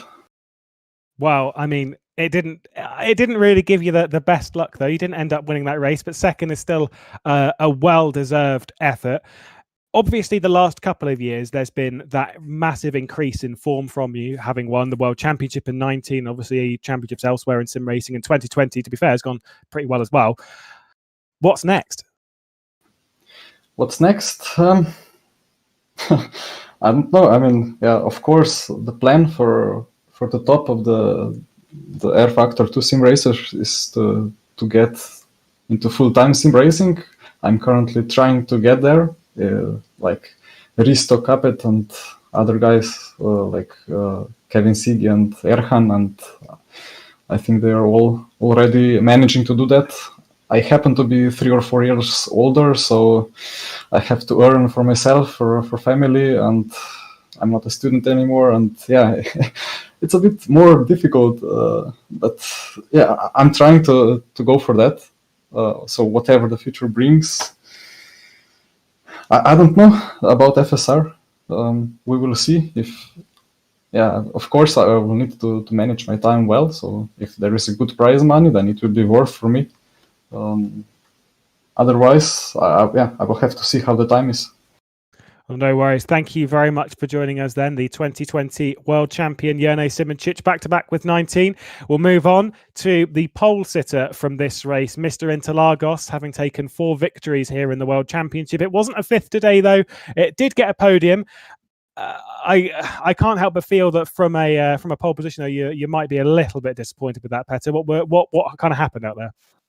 Yeah, kind of am disappointed. The first 2 stints just not good enough. I was like first stint, like lap 3 immediately. I was 1.0 and then get DRS, and then Jerne kept pushing, and I was like, do I push? Do I save? Do I stick to my target lap or what? And then kind of did in the middle of everything, and just didn't quite work out. I dropped on the cliff like the lap 14 and lost even more time, and then second stint just did too many mistakes and missed the pit box, and that kind of killed my race as well. But last stint was okay. There's just nothing really much I could do because we were all so close. Like the gap was already there. Well, unfortunately for you, we did catch that pit stop missing. So sorry. Nevertheless, like you say, it wasn't a great race. It was still a 3rd place finish. Obviously, slightly dejected from the previous round with what happened there. Nevertheless, you've changed teams slightly. Now you move on to Williams Esports, and things are a bit up in the air. Obviously, the next season of the World Championship's miles away, so we won't even talk about that. But like, how are you settling into Williams Esports? Have you started that move over already, considering you've been doing rounds for Edge? Well, the plan is to drive for Williams every round, depending on what I want and what they kind of wish I do. And yeah, I think I'm not sure what the next series are. There'll be a few of them announced, but I'll be doing them end of this month and September. I think I'll be showing up more in their car than recently. Well, it's been a great signing for you, Bodek. And unfortunately, the season didn't really go your way, but still, like you say, ending it in third place at Interlagos, and obviously having a great run through the season. We've got one final interview before we wrap this all up. And this is kind of an important one. Winner back in Malaysia. The team's championship ended on 0 points between the two, at least as far as our calculations go. And it has been an incredible season, and we're joined by Michi Hoyer, who is part of the team that has, again, as far as everything goes, is the world champion, the team's world champion. Michi Hoyer, talk us through it.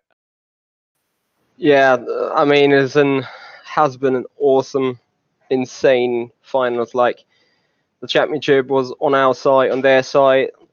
I wasn't really sure in the end whether Siebel is even trying to do a one-stop miraculously. And then in the end, it's whatever happens. When you're on that hard tire and then you see Siebel coming out 4 or 5 positions behind, 12 laps to go, 11 seconds to get him, and exactly you can do whatever you want. He's going to get you.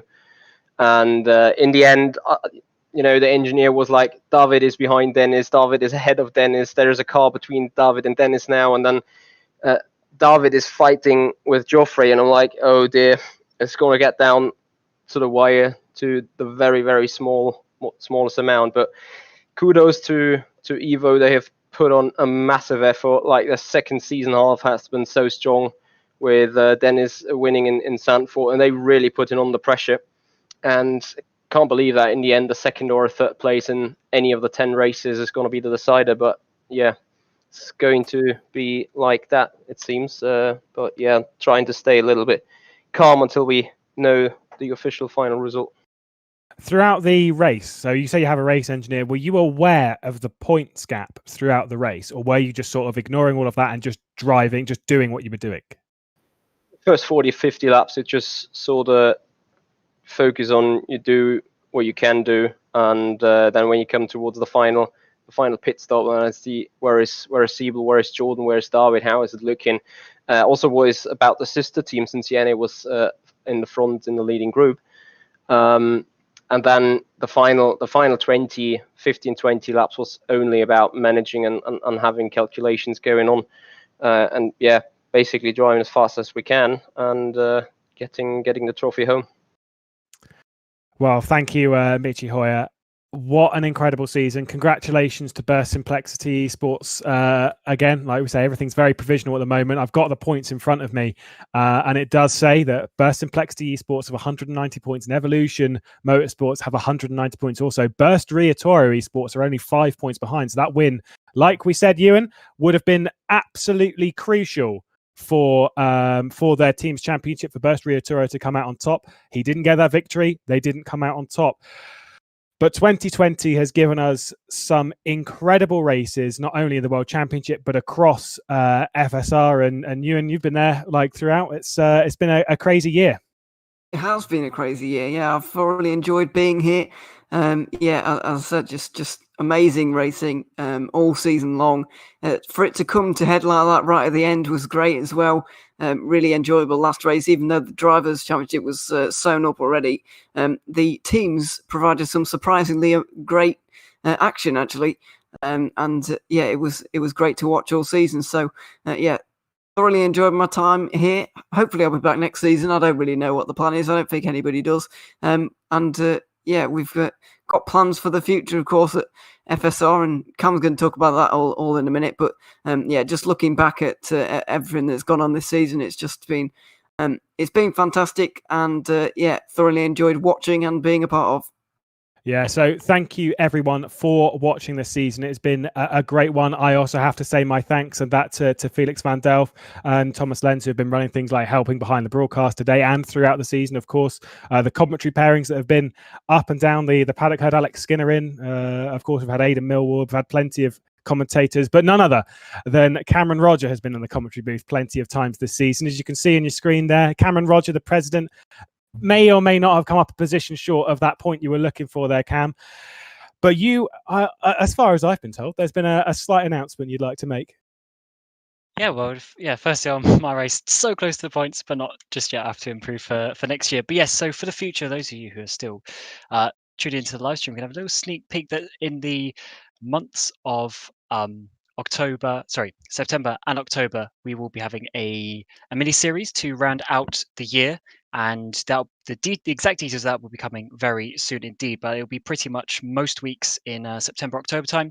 We've got a nice little series coming. Hopefully that interests you. It's going to be a little bit more serious than some of the other fun series that we've had in the past. So hopefully this should be a good filler in the autumn. So that is something to look out for. But that pretty much rounds up the 2020 World Championship, brought to you by SimLab 3D Wrap and IMB Raceway. And thank you to everyone for watching.